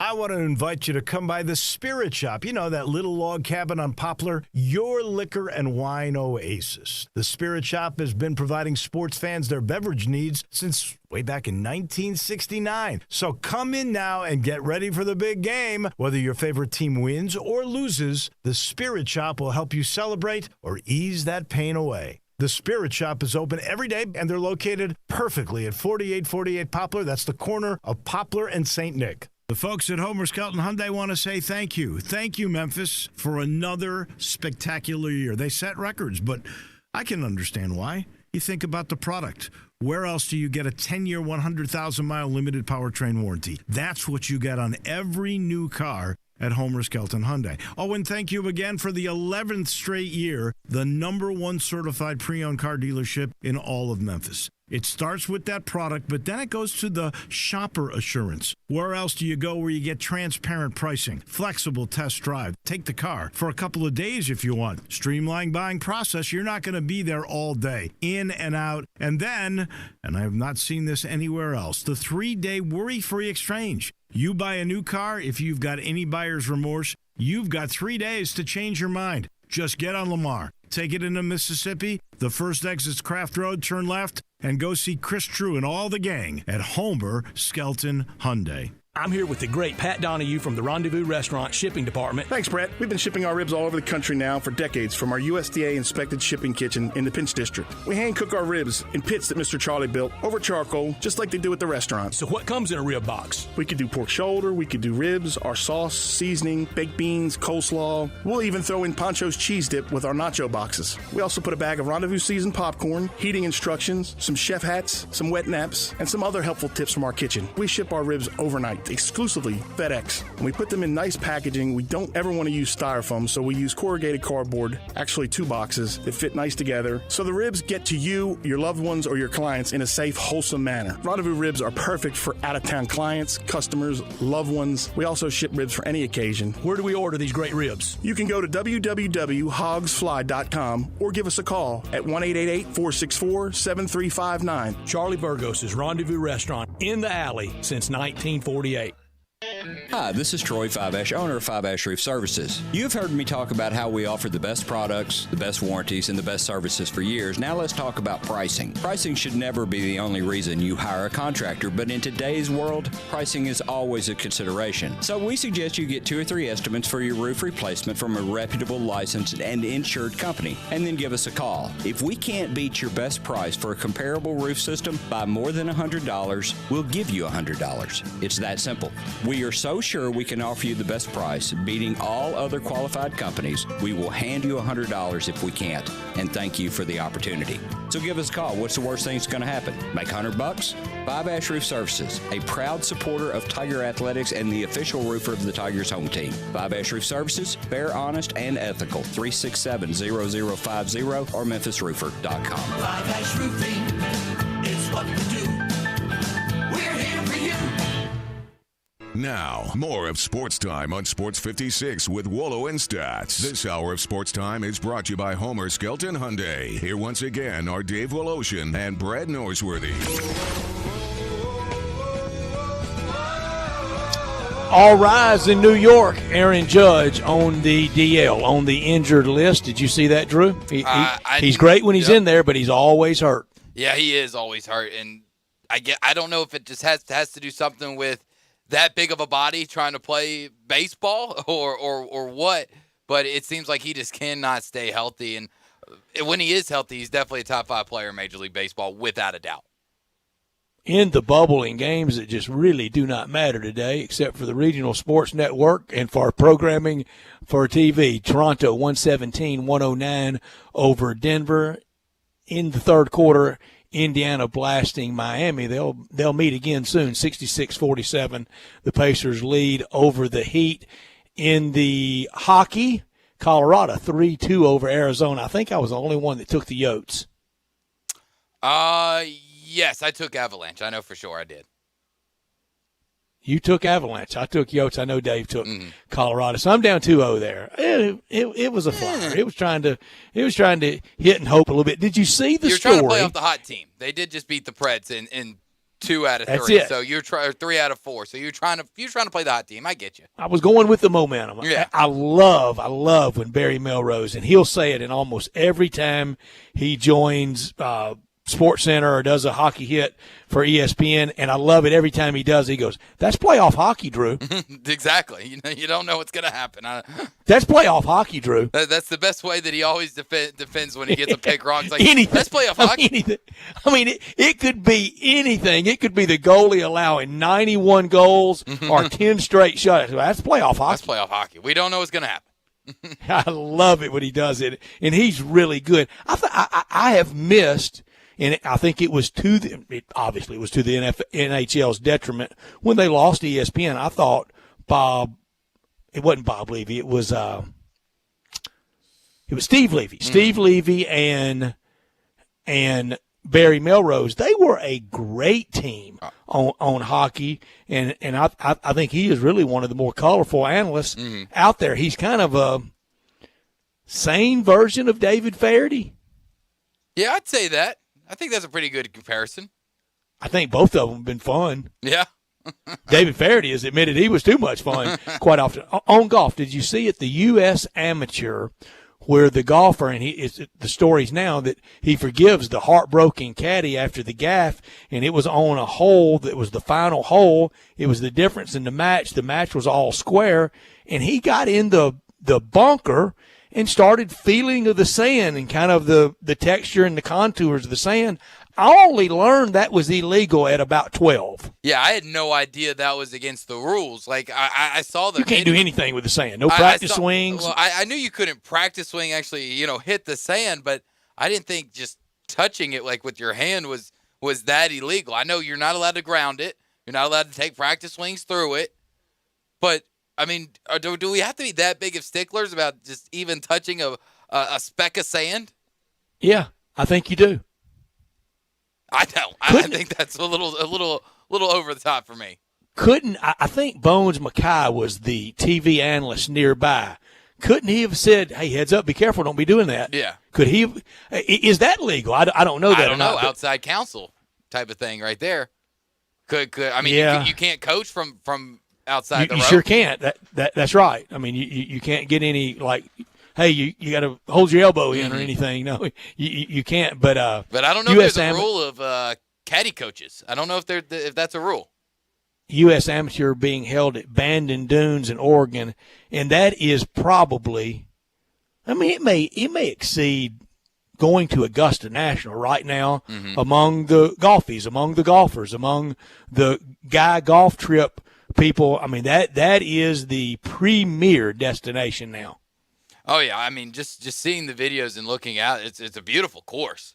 I mean, definitely one that I would love to personally someday play myself. Now, I don't think I'll ever be playing in a U.S. Amateur tournament there, but it definitely seems like a great place to play golf, and probably won't even be anywhere close to the type of scores they're putting up today. As the Brits say, no buggies allowed, and that kind of rules me out. I kind of like to ride. The walking days, yeah, they're pretty much over for me. All right, shockers left for this calendar year in sports. Not a lot of calendar year left. We got a lot more behind us than in front of us, but we know we have been shocked a lot this year. You first. I will go for, like I said yesterday, there's a lot that will shock me. And honestly, some of the ones on my list right now are good things that would shock me. And I'm going to say we start college basketball on time. That would be a huge shock to me. That would be. That's a great one, Drew. That is something that shocked for me, and that's something I definitely want. Like I want that to happen, but that would truly shock me if it wasn't pushed back to all the way to January. If we were playing college basketball in November, mind blown. For sure, on-time college basketball start never entered my thoughts. That's good. So the 24 hours of Le Mans that you've been on the air, it's helped you. Look at your big brain really rolling. All right, so I'll give one, and it's kind of in descending order for me from what I think would be the biggest right now. For me, I would be shocked by this. Not that. It's not going to shock me at all when the SEC, the Big 12, and the ACC, and the American, and Conference USA, and the Sun Belt say they can't play. That's not a shocker. Here's the shocker: when the NFL does it. Oh yeah, that was next on my list. The NFL shutting down.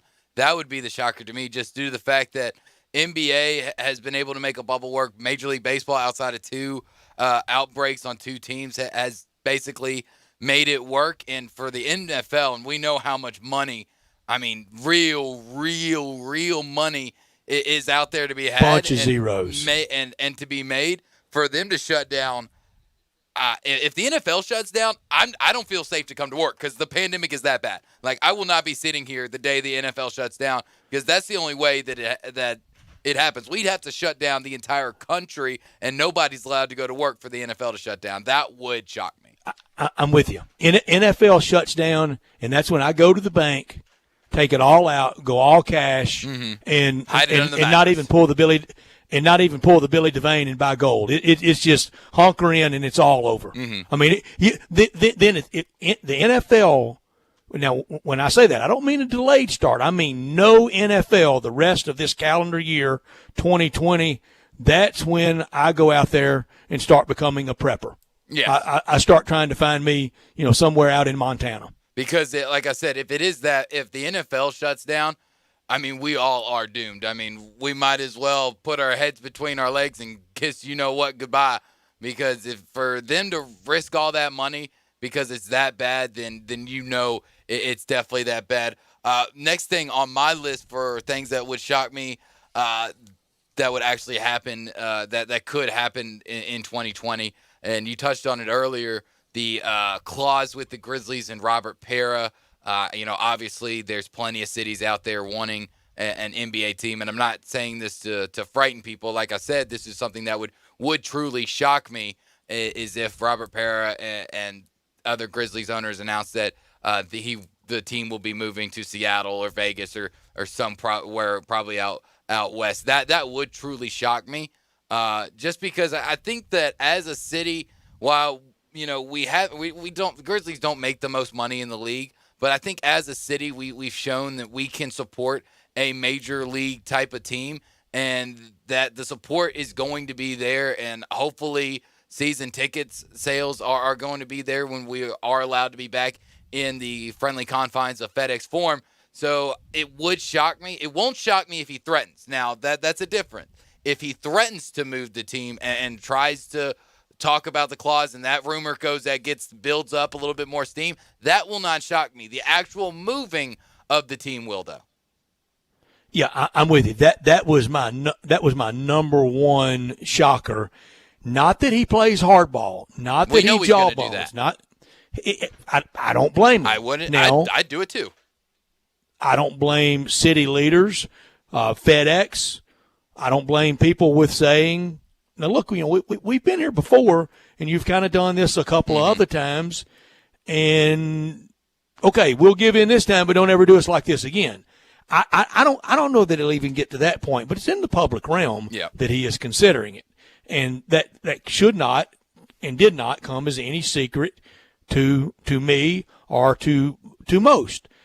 He has been at best discontented his entire tenure here in Memphis, and at worst, he just doesn't like us. Yeah, and I hope he doesn't not like us. And to be honest, if he wasn't looking into that, then he wouldn't be a very good businessman. He wouldn't, and we know that one thing Robert Pera is a pretty good businessman. I mean, he's got a lot of those zeros in his bank account for a reason.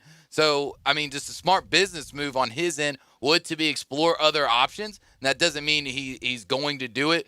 But Brett, I would love if Robert Pera would just make an announcement saying, "Hey guys, while it's on the table and it could happen, I want to truly experience Memphis. I want to get ingrained. Renew in the our culture. vows. Yeah, I want to be in Memphis. I just bought a house at a TPC Southwind or some other place. Or I bought TPC Southwind. Or I bought TPC Southwind, type of thing. Yeah. And I'm going to really and Spring Creek and the neighborhood around Memphis Country Club exactly. and the area.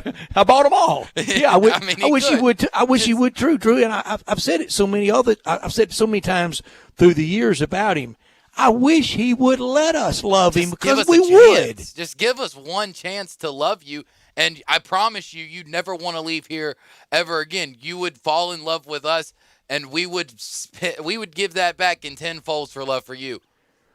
We really would. Let us love you. We will. We want to be your friend, Robert. We've fallen in love with a lot worse in the past year. We truly have. Tried to love K.S. Bud Adams, one of the bigger clowns ever. Yeah, we probably shouldn't have tried, but we did. Up front, he told us he was going to jilt us. He did. He really did, and we still tried, Robert. He kept his word too. At least he's not a liar. At least he told us he was a sinner. He did. Yeah, exactly. 67129, and the texter just hit on mine at the First Bank text line. I promise you, my biggest takeaway from this was I promise it was gonna be this. Texter, I hope you believe me. I'm gonna give you credit. Last 2 digits of your telephone number ending in 93. We are mind melding, as Dave likes to say. If we play college football, and at the end of this college football season, he says goodbye. And he says goodbye, I think, is the greatest college football coach ever. Coach Nick Saban steps away. That would be a shock, but I don't know if it's the biggest shock to me. I mean, really, realistically, I know Nick Saban is a very competitive person. He wants to win at anything, regardless of what it is, and always wants to add to that trophy case, but at the end of the day, he's not getting any younger. And really, what more does he have to prove? I mean, there's no other record he really needs to surpass. I mean, unless he really wants to go for the all-time wins record, which would take another 15 years. No, he can't get there. He knows that, and I think without playing, we shut down. Our first shocker, the NFL doesn't play, and everything stands down. Tom Izzo's wrong. You're wrong. No, not only no college basketball starting on time, none at all. No tournament for the second year. I think you could see a lot of, not necessarily just older, but more experienced coaches. A guy like Kirk Ferentz that really, got really close to the fire in this offseason, and some others around college football and around college basketball. Boeheim, Kay, Roy Williams, maybe even Bill Self. Who knows? Who knows? I just saw Leonard Hamilton. Leonard Hamilton is a great one. But who knows if just all this time kind of not having to be focused, not being sharp, not, with vinegar like they all run. What if John Calipari said, this last year not having that day in, day out grind and, chasing players, I got used to sitting at home. I got used to, I don't know if John's got grandchildren or not, I just simply got used to other things. I've had enough of all this. Yeah, I mean, it could be that. The fact of the matter is why these guys probably haven't retired is because they don't know any life other than the day in and day out grind. And now they got hit with that. And now that they basically were forced into stopping the day in and day out grind, maybe the thought of retirement isn't as scary as they thought it was. And I say this, hour and 13 minutes on the eve of 2 weeks away. Drew, I promise you, after I stop, now, I'm not as old as any of those I just mentioned. John's about 2 or 3 years older than me.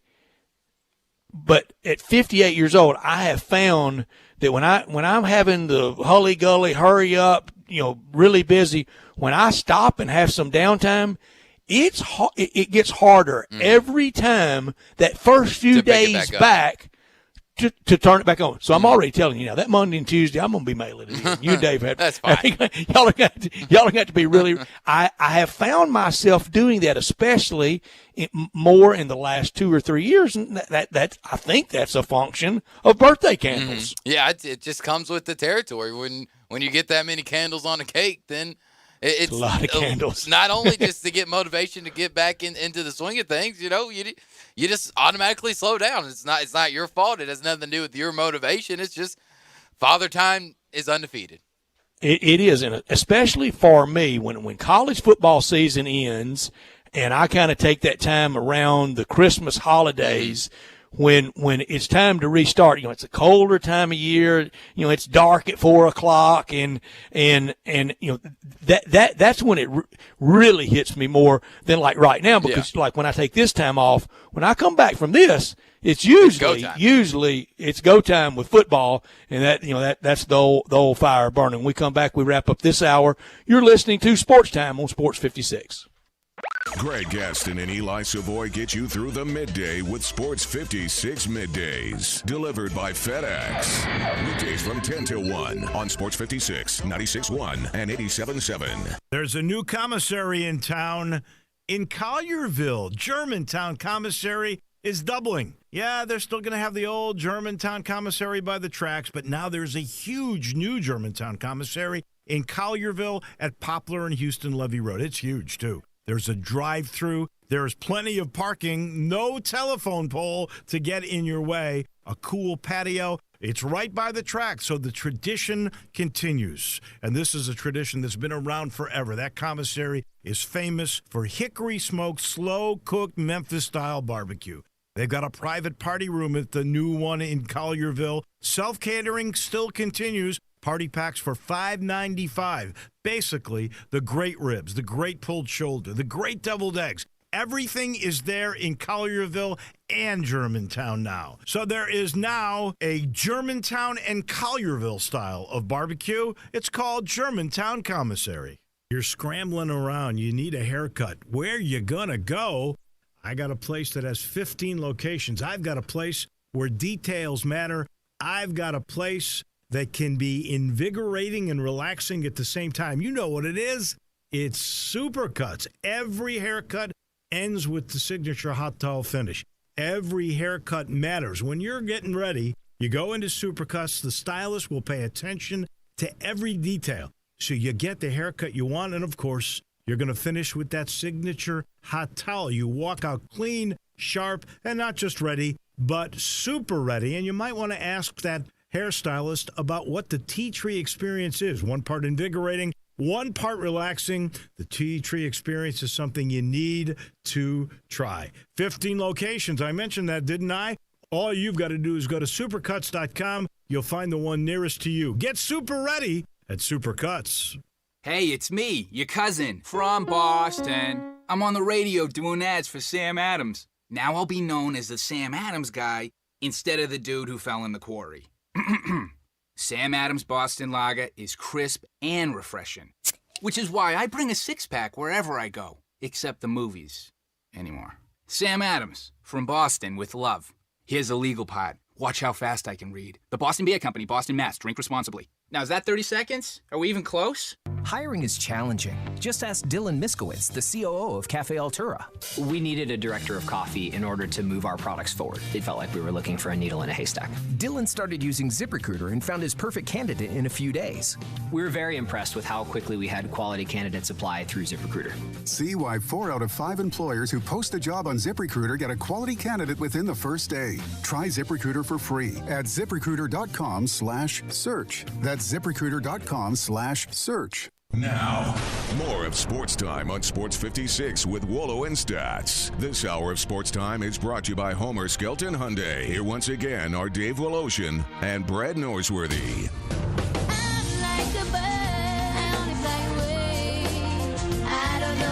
Thank you, Karl Marx. Closing moments of hour number 2. Hour 3 starts with Andy Schiffman on the NBA, on NBA playoffs. And the first time in NBA playoff history, a play-in game for one of the seeding spots. And that play-in game involves the Memphis Grizzlies tomorrow, 1:30. Is that correct? That is correct. 1:30 on ABC. Looking forward to that. That'll be the A-team. That'll be Breen, Jackson, Van Gundy. That'll be the A-team. That'll be fun tomorrow with the Grizzlies. Win tomorrow, play Sunday. Win tomorrow, put the pressure on Portland for sure. Have you taken a little peek at the golf this week, Drew? I kind of have. Yeah. I've seen the leaderboard. I know who's tied for first. Siwoo Kim, 3-way tie for first after 36 holes in Greensboro. He's tied with Tom Hoagie and Taylor Gooch. Siwoo Kim's a better player and the bigger name of either one of those. Oh, for sure. And I mean, not just because I am the president of the Siwoo Kim American fan club, but definitely the bigger name out of all those. And I mean, even out of the top 5, the biggest names are probably Sean Lowry, Harris English, and Siwoo Kim. Yeah, Shane Lowry will be Lowry's the not defending. John, That's fine. He'll be the defending champion next year at the Open Championship. No Open Championship this year. When we do our end of the year top stories, the idea of no British Open, they took the insurance cash and ran. I mean, can you blame them? I mean, that's exactly what Wimbledon did, and who knew you could have pandemic insurance? Force majeure to you, yeah. I they mean, did. Apparently, all of England. Apparently, it's something that they've offered on insurance policies in England for a lot. Well, of Lloyd's of long time. London. Lloyd's of London got a local office right there. And here's one thing about the British Open Championship. The weather wasn't going to be any different because it's always crummy. It always looks like that. It's always that cold and that bad. Any time of year. I'm searching right now on the golf picks, but Dave is not going to come back very happy. The last time I saw Justin Rose, he was under the cut line. T113 right now. Justin Rose +1. 2 under for his round today. Has 4 holes left. It's going to be hard for him to make the cut. And his shock pick, Ches Reavie, he's 3 under, T58. Looks like he'll make the cut. He's on his 12th hole with 6 holes to play. But Siwoo Kim, and for Siwoo Kim, it helps him in FedEx Cup points. If he won, it would vault him 89 spots. Well, that would for sure get him in next week, would get him in the second week of the playoffs, and would leave him just on the outside looking in to get to the Tour Championship at East Lake. Yeah, so he's setting himself up really good. And, you know, the reason, not only do I take him a lot of times just because for some reason I like him. I can't really He's been good to you. He has been good to me. He really has when I have taken him. But he's played really good golf since the restart. I mean, I believe he's only missed 1 or 2 cuts since going back. And this, I think, while this might be his first top 10 finish of the year, if he can hold on to the lead or at least stay around the top of the leaderboard, it'd be his only first top 10. But he's played decent golf. Only 5 more tournaments we will pick after this week. The Northern Trust, first round of the FedEx Cup playoffs, next week at TPC Boston, great course. Then the BMW Championship at Olympia Fields Country Club in Chicago, great course. Then the Tour Championship at East Lake, great course. U.S. Open, Wingfoot at Mamaroneck outside of New York City, famed historic course, and then it speaks for itself. Augusta National, the Masters in November. So after this week, those boys are going to be playing some prime spots on the PGA Tour, and for a lot of money, but no fans, as it's fanless the rest of the year. And as we have been told, through January and February, PGA Tour sites already alerted that they will be fanless in January and February of next year. 1 hour to go on this busy Friday. We started talking NBA and the Grizzlies next with Andy Schiffman. Great news, sports fans. The Butcher Shop Steakhouse is now open for dine-in service. Make a reservation and enjoy a mouth-watering steak dinner. Or, if you prefer, take it curbside. In addition to their fantastic steaks, the Butcher Shop Steakhouse has a variety of entrees, including Canadian lobster tail, crab stuffed shrimp, pan-seared red snapper, and fresh ground steak burger with portobello mushroom sauce. Planning to cook out? The Butcher Shop Steakhouse offers a great selection of fresh Angus beef, hand-cut steaks and burgers, lamb chops, Atlantic salmon, and more. Make your reservation for dine-in or pre-order for curbside pickup. The Butcher Shop Steakhouse, dine-in, curbside, and delivery. Plus, enjoy the sizzle of top-quality Butcher Shop steaks on your own grill. Call us at 757-4244 and visit our website, thebutchershop.com, for menus and more. The Butcher Shop Steakhouse, Walnut Grove and Germantown Parkway.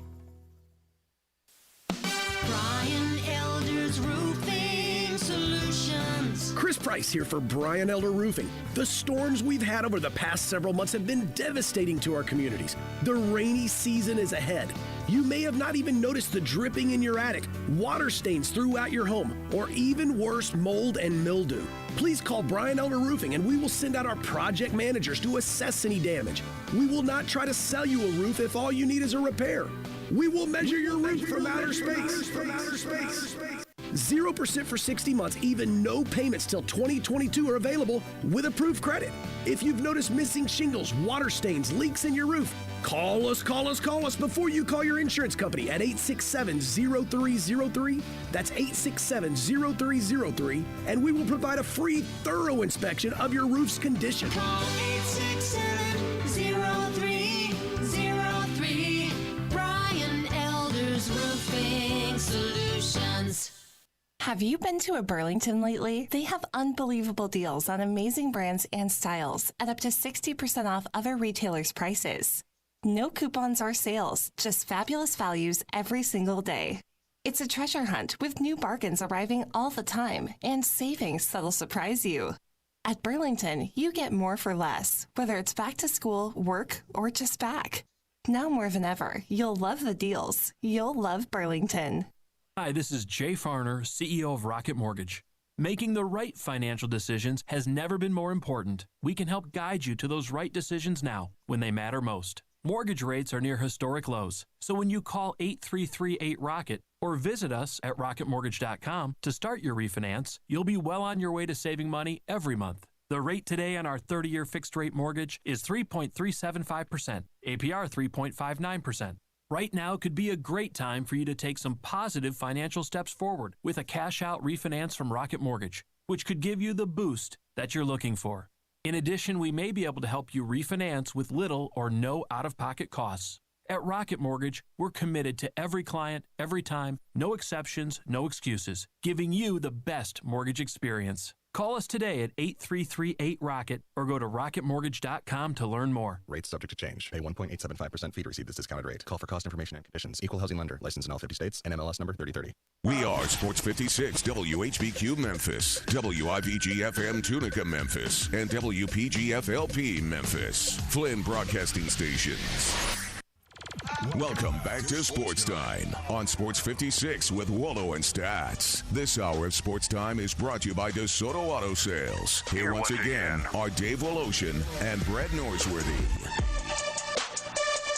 Final hour on this Friday afternoon. We're glad you are with us. You can join us at 67129 at the First Bank text line or 360-8255 at the First Bank phone line for this Friday, August 14th, 2020. A friend of mine nicely drew, I promise you, he wasn't being combative, wanted me to tell you the reason why that rule exists in golf. Number one, caddy and player should have scouted that leading up to the match and it not been, air quotes here, so new to them, and that it's more on them than on anything else. That makes a lot more sense. Yeah, I forget about practice rounds and all that other stuff that where they have the chance to scout out the course like that. And you're right, it really shouldn't have.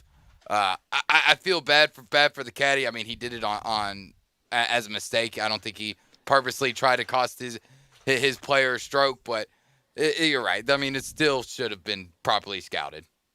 And I don't want to be, because you get in trouble when you do this, but I don't want to be too stereotypical. But the caddy really had the look about him as oh, man, I can't believe I lost my mind like that, dude.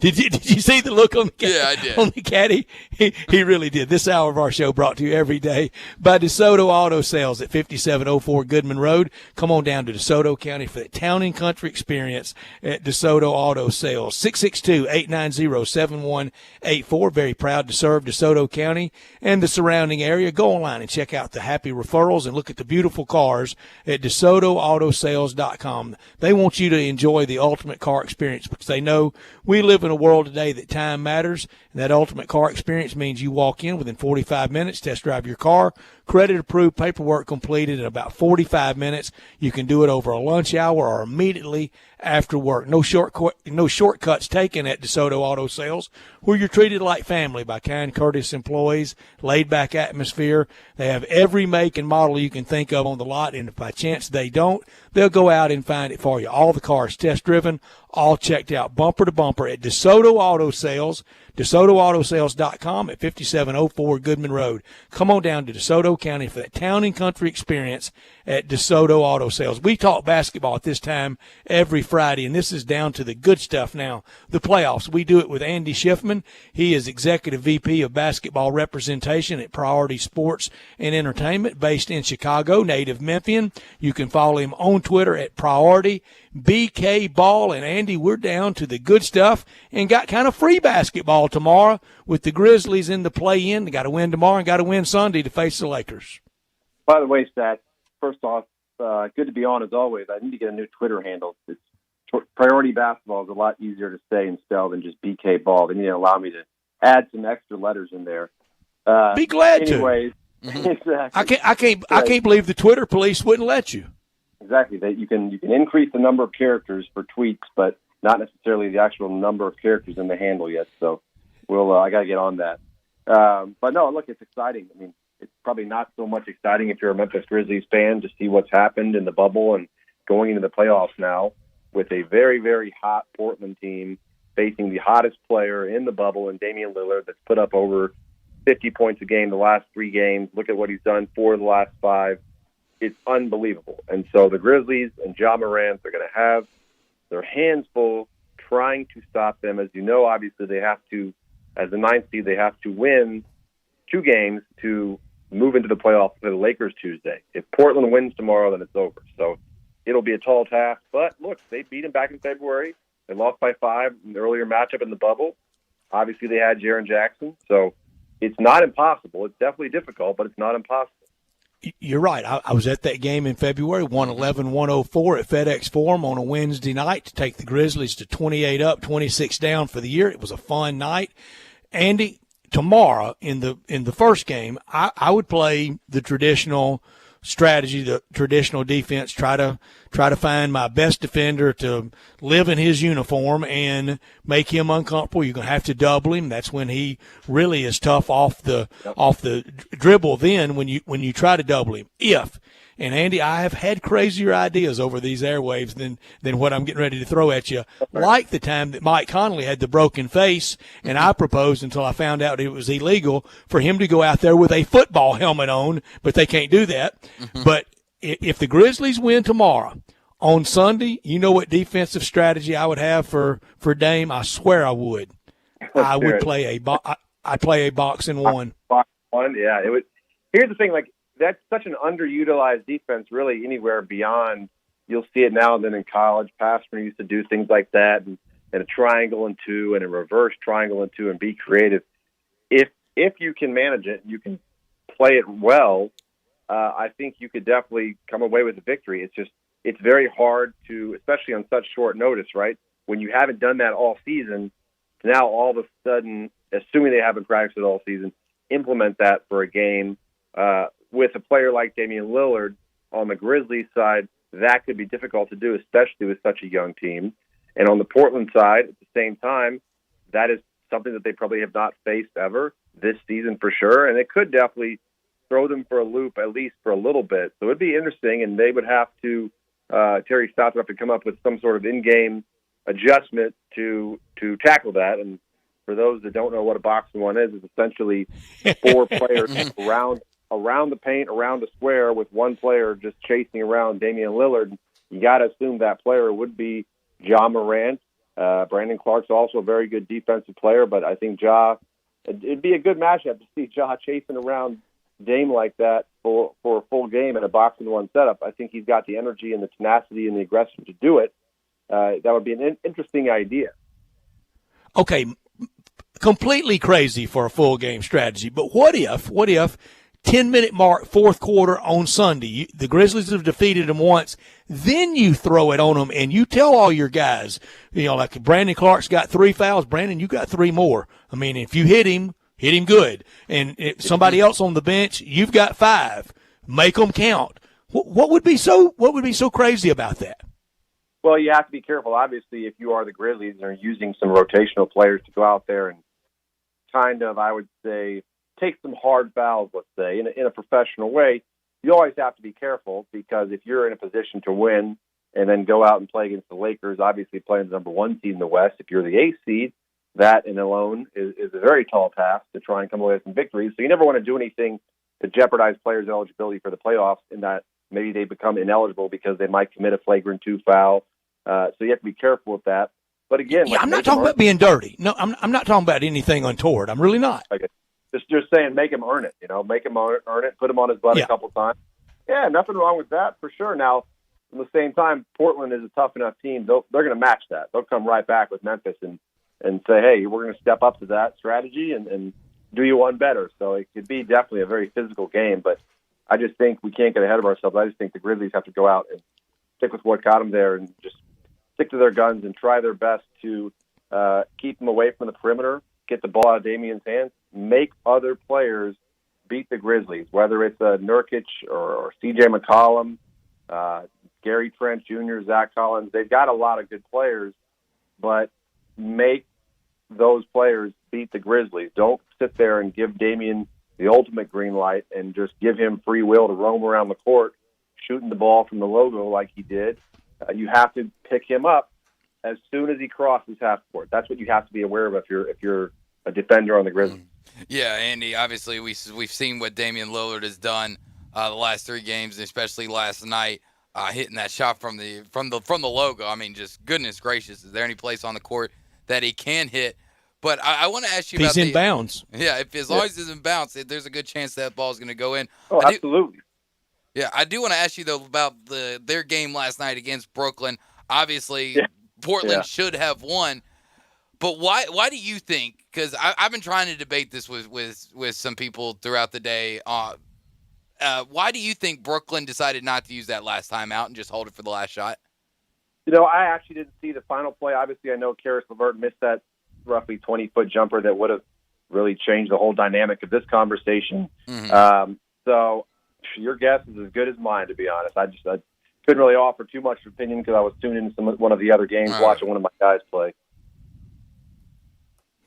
And it was a good night for a lot of your guys. Good night for Brandon Clark in the play-in game. Andy, Drew, and I have had a fun debate this week, disagreement about. I'm calling this making the playoffs. No, he says it's not. I'm calling it a playoff year for the Grizzlies. At least half of one. Can't we call it 10.5 out of 19 years they made the playoffs? If you're a Grizzlies fan, this is the playoff. No. If let's say you're a Celtics, Lakers, even Rockets, Milwaukee Raptors, it's not the playoffs. The playoffs really don't even start for those teams until you get to the second round. But I think for a Grizzlies fan, absolutely, with everything that's gone on this season, I would classify this as the playoffs. This is postseason basketball is how you have to look at it. There are teams like New Orleans, Sacramento, San Antonio that are not progressing. Washington, those teams are done. Grizzlies are still playing. So for me, all intents and purposes, this is the playoffs. Sorry, Drew.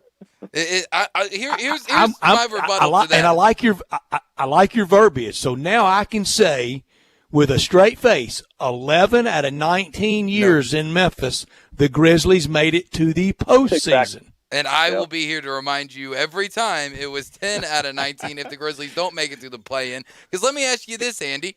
I mean, if you're the Grizzlies right now, are you printing playoff shirts and playoff hats and growl towels?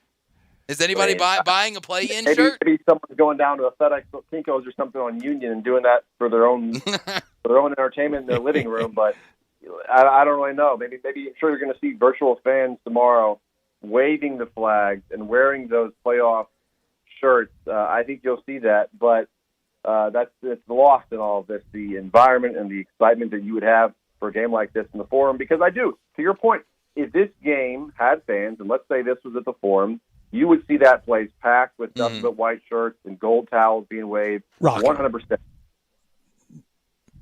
It's the most fun that FedEx Forum, I think, that it ever's been, is when the playoffs are rolling along fine. We're visiting with Andy Shipman from Priority Basketball. You can follow him on Twitter at Priority Basketball.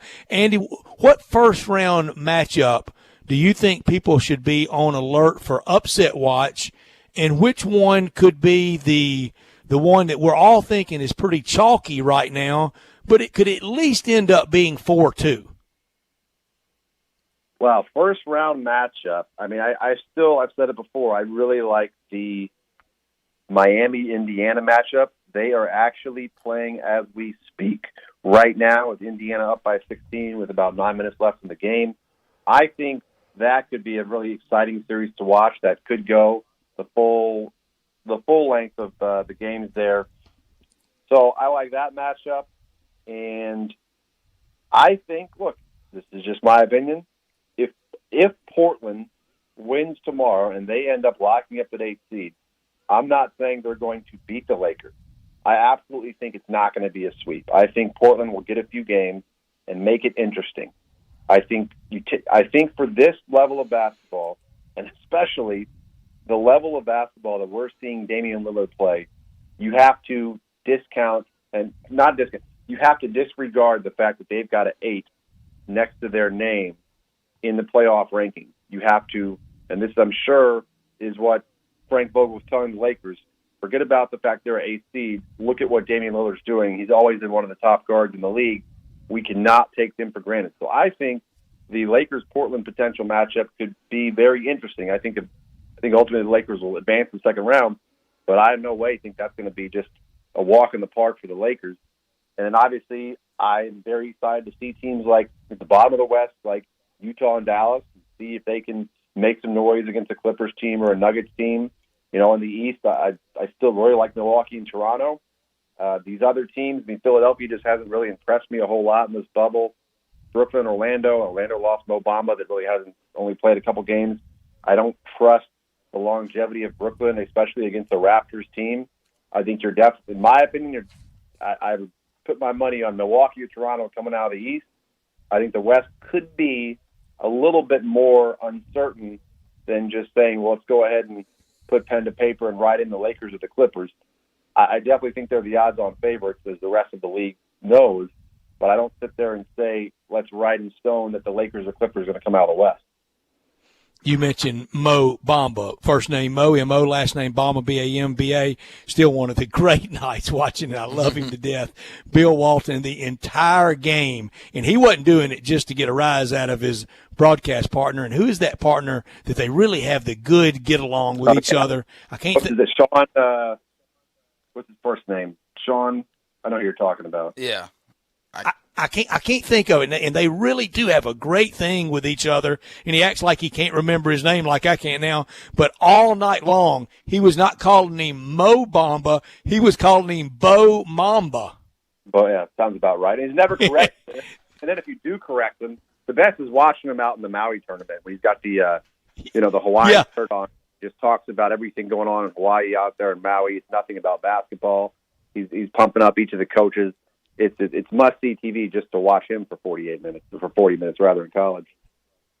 It is good stuff. So the first round games, they're all playing in the Switzerland of basketball setups. The neutrality of neutrality. This is the Hague.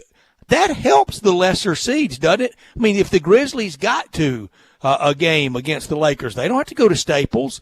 All these teams, you're not going into crazy Utah and those fans getting on you right behind the bench. This is really very neutral. It's very neutral, exactly, to your point. Very neutral from a on-site advantage, disadvantage point, no travel, etc. Obviously, you're going to sit there and look at the talent some of these top teams have compared to some of the lower seeds.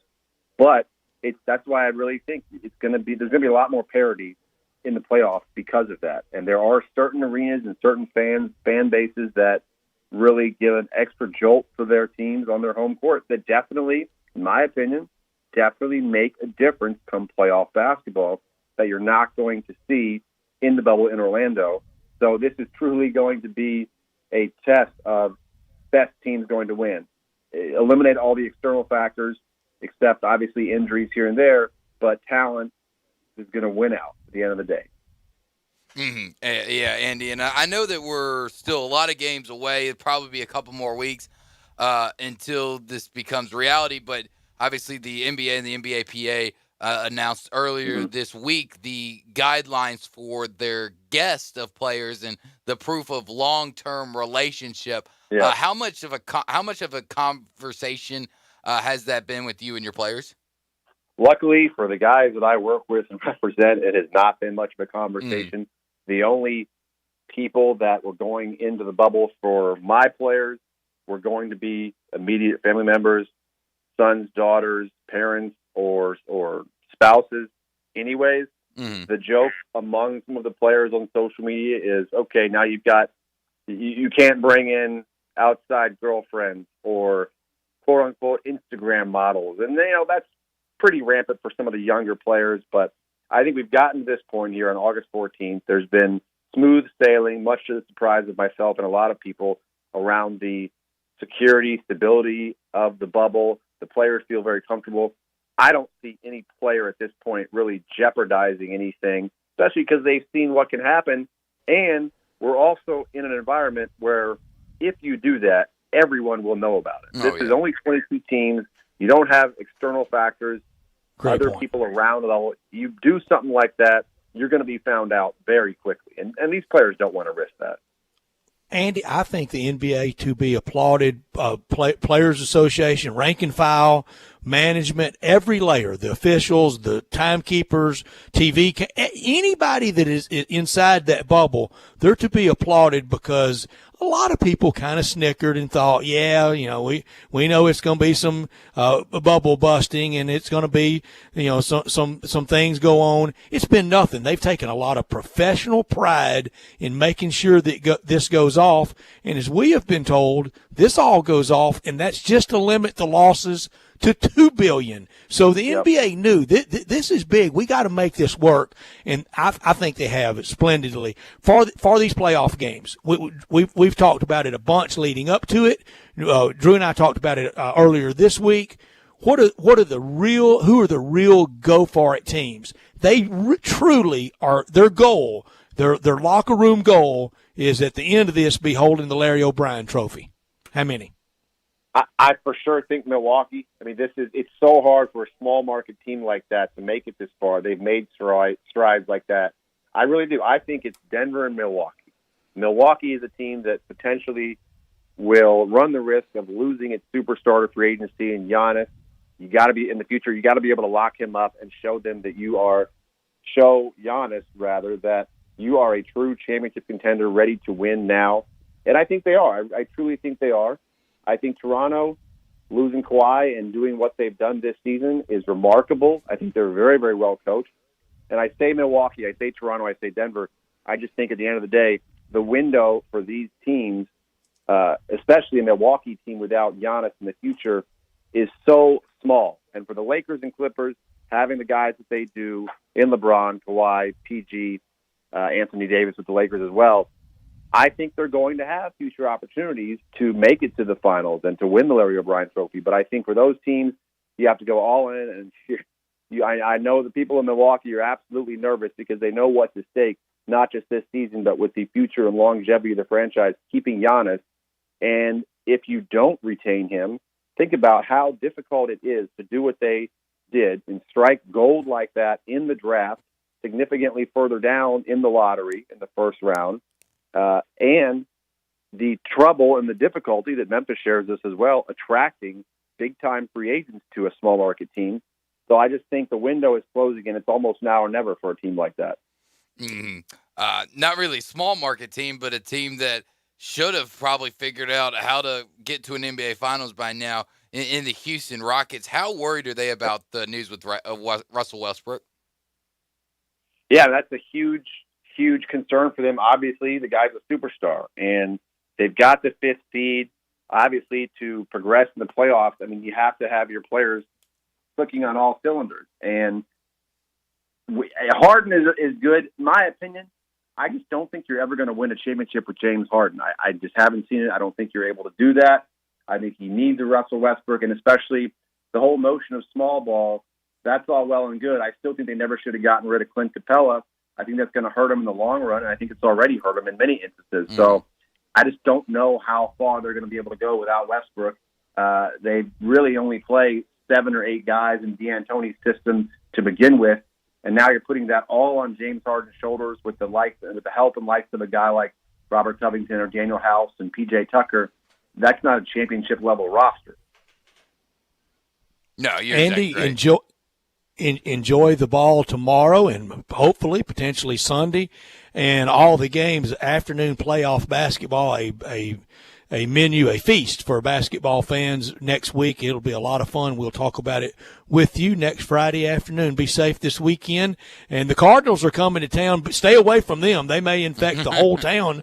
They're on the south side for a few days. They're going to play. Are they going to play an exhibition at AutoZone by themselves or something? They're headed to Chicago potentially to play on the south side against the White Sox, and then at Wrigley they may just be being quarantined and infecting another town with the luck they've had. But be safe and enjoy the ball, and we'll visit next Friday. Thank you, Andy. Sounds good. Thanks, guys. Have a good weekend. Thanks, Andy. You do the same. You got it. Andy Schiffman talking basketball with us, and it has been fun. And we are down to the good stuff tomorrow for sure at the start of the game. It'll feel like postseason, won't it? No, I mean, I'm just saying it's not playoffs to me. It's just an extra game. If they win tomorrow, how excited will Sunday feel to you? Sunday, a little more drama. It will. But for the full playoff atmosphere type of thing, it won't hit me until it's. Well, nobody's having that this year. Well, I mean, yeah, but it won't hit me until it's Grizzlies Lakers type of thing. Yes, obviously I want the Grizzlies to win. It is 100% win or go home tomorrow, but it's still just a playing game. And if the Grizzlies make it to the 8th seed, or it won't be the 8th seed, if they win the two games and they face the Lakers, would somebody around town print up towels? I'm sure the Grizzlies probably will. They printed out towels before we got into the break and gave them away for free. Now, they didn't say anything. They were just kind of your generic Memphis versus everybody towels. But I'm sure if they do, we'll get the ceremonial 2020 playoff growl towels. You got to love that in Memphis we have the generic Memphis versus everybody. Yes. you got to love that, don't you? Yeah, you do. That's the go-to generic one. And usually around playoff time, somebody will tweet it, and people have made like quilts out of all the towels through the years. Yeah, I know that I personally have 6 or 7, but there are some people out there that have 20, 30 of them. Oh yeah. Yeah, I mean they've got a lot of towels and it's fun and downtown's always fun at the playoffs, but it's the price that we're all having to pay. Don't ask me why, but I had it on. Pull a flag to tape here. I had it on Formula One this morning, and yeah, is it the Monte Carlo again?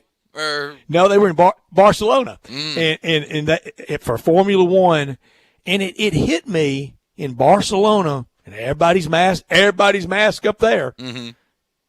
I mean, worldwide, we got a mask on. It really is a worldwide pandemic, a global pandemic. It's not just hitting us here in the States; it's everybody. That's the global part, huh? Yeah, that's the global. Barcelona included. Grizzlies tomorrow at 1:30, and then hopefully a game on Sunday, and then see what you got against the Lakers. When we come back, we'll see what we have with high hard ones. That's next on Sportstime. Broadcasting from the Family Leisure Studio, we are Sports 56, 96.1, and 87.7. Hi, this is John Conway with Conway Services. Have you noticed your air conditioning system struggling to keep up this summer? It may just need a tune-up. Good news, it's super tune-up time at Conway Services. We'll come out and perform our exclusive 16-point Energy Saver Super Tune-up on your air conditioning system for only $69 with a free on-leak check. That's right, Conway Services exclusive 16-point Energy Saver Super Tune-up for only $69 with a free on-leak check. We'll remove years of dirt, grime, and leaves from your air conditioning system. It's like taking your air conditioner to a car wash, all for only $69. If you have an air conditioner that leaks Freon every year, with Conway Services Super Tune-up, we'll include a free leak check. If that's not enough, we'll treat your unit with a special Teflon coating to help protect against the hot Memphis sun. So call Conway Services, the Mid-South's premier heating, cooling, plumbing, and electric service company at 384-3511. And call this week, and we'll do your super tune-up for only $57. Call 384-3511. Conway Services. Call Conway today. Farmers Insurance knows that when you're in the car and that song comes on, yes, that's the one, you have no choice but to pull out your imaginary drumsticks and smash those cymbals and stomp on that kick pedal. which unfortunately is the accelerator pedal. And we covered it. Talk to a farmer's agent who knows a thing or two because they've seen a thing or two. Call Chad Gatlin at 901-235-1176 or get a fast quote at memphisfarmers.com. We are farmers. Bum, bum, bum, bum, bum, bum. Underwritten by Farmers Truck Fire Insurance Exchanges and Affiliates. Products not available in every state. Hi, this is Troy Five-Ash, owner of Five-Ash Roof Services. You've heard me talk about how we offer the best products, the best warranties, and the best services for years. Now let's talk about pricing. Pricing should never be the only reason you hire a contractor, but in today's world, pricing is always a consideration. So we suggest you get 2 or 3 estimates for your roof replacement from a reputable, licensed, and insured company, and then give us a call. If we can't beat your best price for a comparable roof system by more than $100, we'll give you $100. It's that simple. We are so sure we can offer you the best price, beating all other qualified companies, we will hand you $100 if we can't, and thank you for the opportunity. So give us a call. What's the worst thing that's going to happen? Make $100? Five-Ash Roof Services, a proud supporter of Tiger Athletics and the official roofer of the Tigers home team. Five-Ash Roof Services, fair, honest, and ethical. 367-0050 or memphisroofer.com. Five-Ash Roofing, it's what we do. We're here for you. Ugh, my stomach. Don't worry, I've got you covered. When you have nausea, heartburn, indigestion, upset stomach, diarrhea. What's that? It's Pepto-Bismol Chews. Pepto-Bismol's now in a chew? Yeah, they taste great and provide fast relief. And now you can always have Pepto-Bismol handy. Let me try it. Try new Pepto-Bismol Chews for fast relief. Nausea, heartburn, indigestion, upset stomach, diarrhea. Use as directed. Keep out of reach of children. Welcome back to Sports Time on Sports 56 with Wallo and Stats. This hour of Sports Time is brought to you by DeSoto Auto Sales. Here once again are Dave Woloshin and Brett Norsworthy.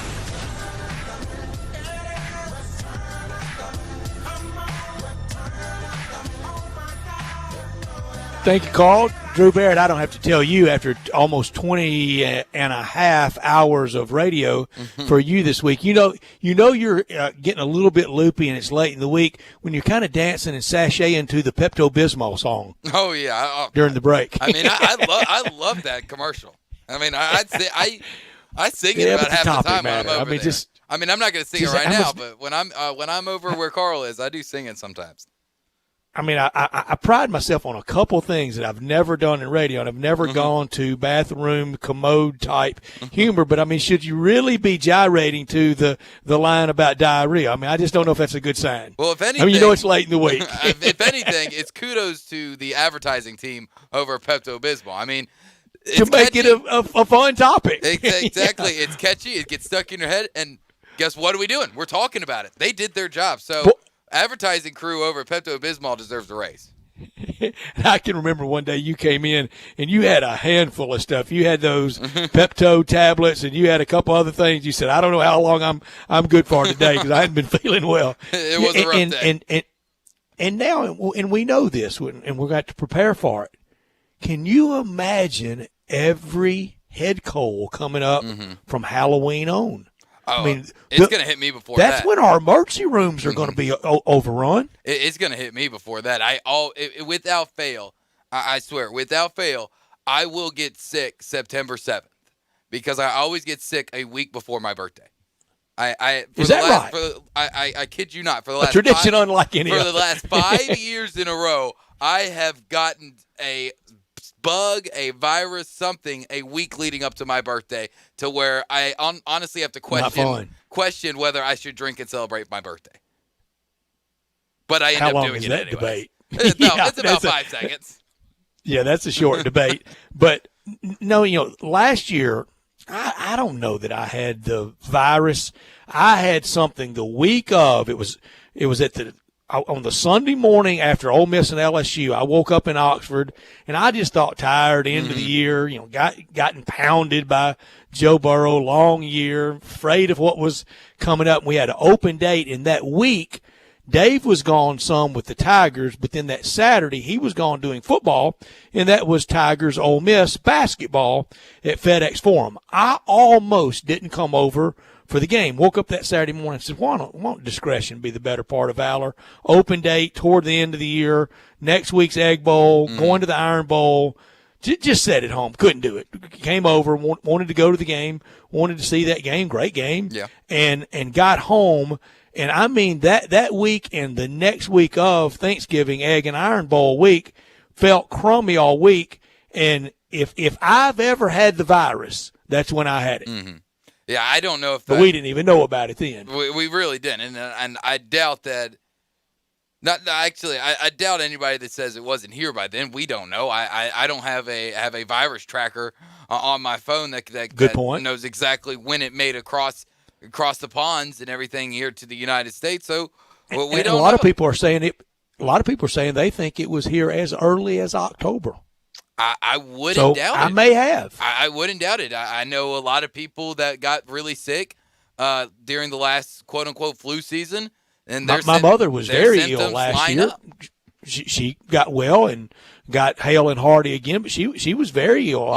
I'm not violating her HIPAA rights. I can. She was in the hospital a day or two, but got fine. And who knows? We may have. We're all either we had it or going to get it. Mm-hmm. It's at this point, it does start to feel like that are the only two options. Either I've already had it, antibodies are working right now, but then again, that's another thing that's been up for debate. How long do these antibodies work? At first, it's supposed to be up to a year. Then it's 6 months, and now it's only a couple weeks, and then it goes back to a year again. So it's kind of just the ticking clock in your head of it's not if, it's more of a when.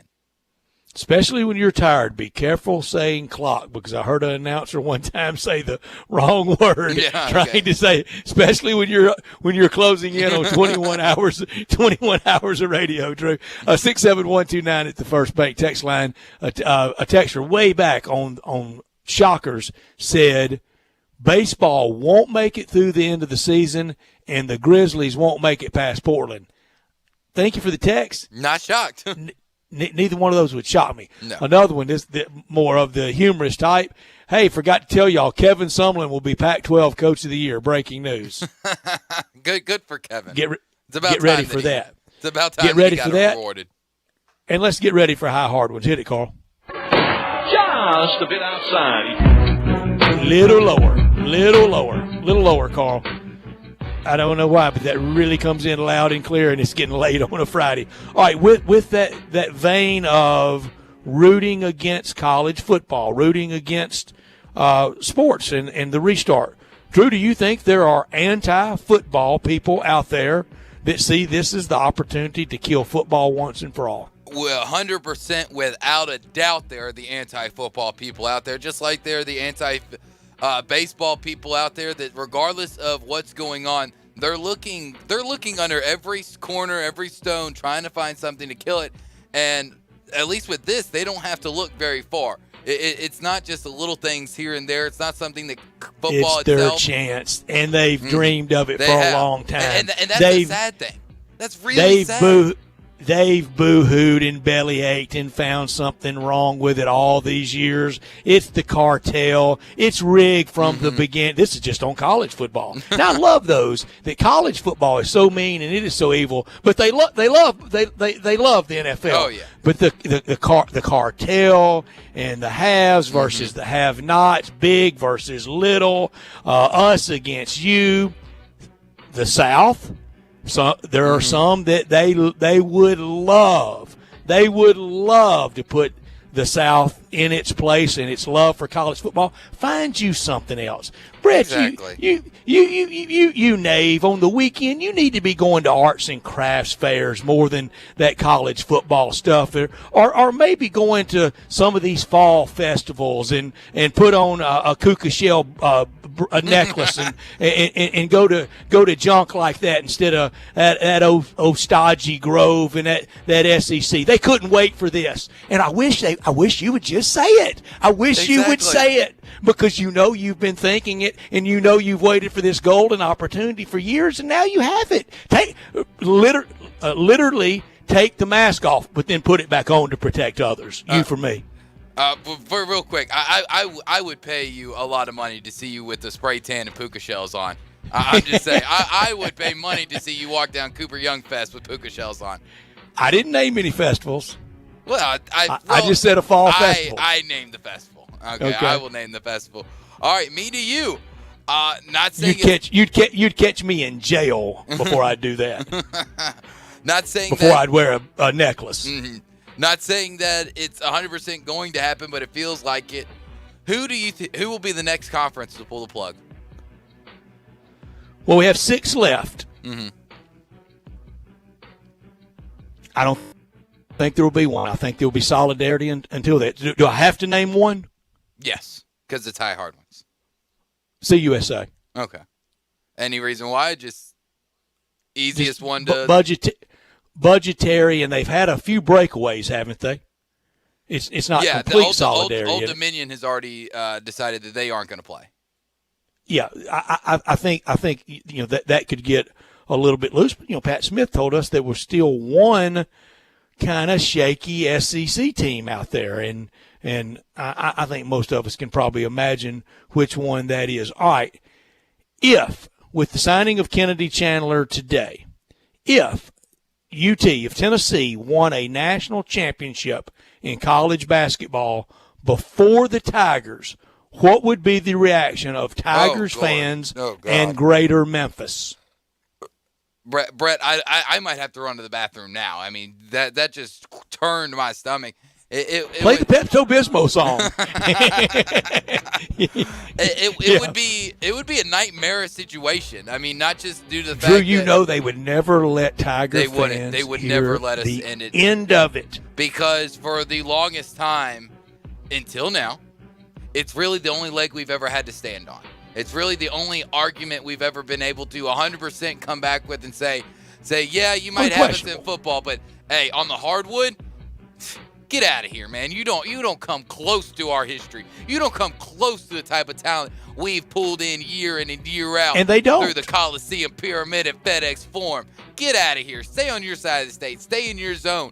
And if that happened, oh Lord. I mean, I'd have to apologize to people. It would be insufferable. It would be almost impossible to go.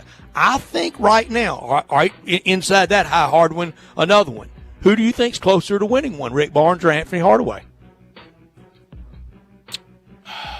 That is tough. I mean, I think Barnes has the inside edge right now. I think he does. I think you're right. Just due to the fact that he's been in that program longer, he's building.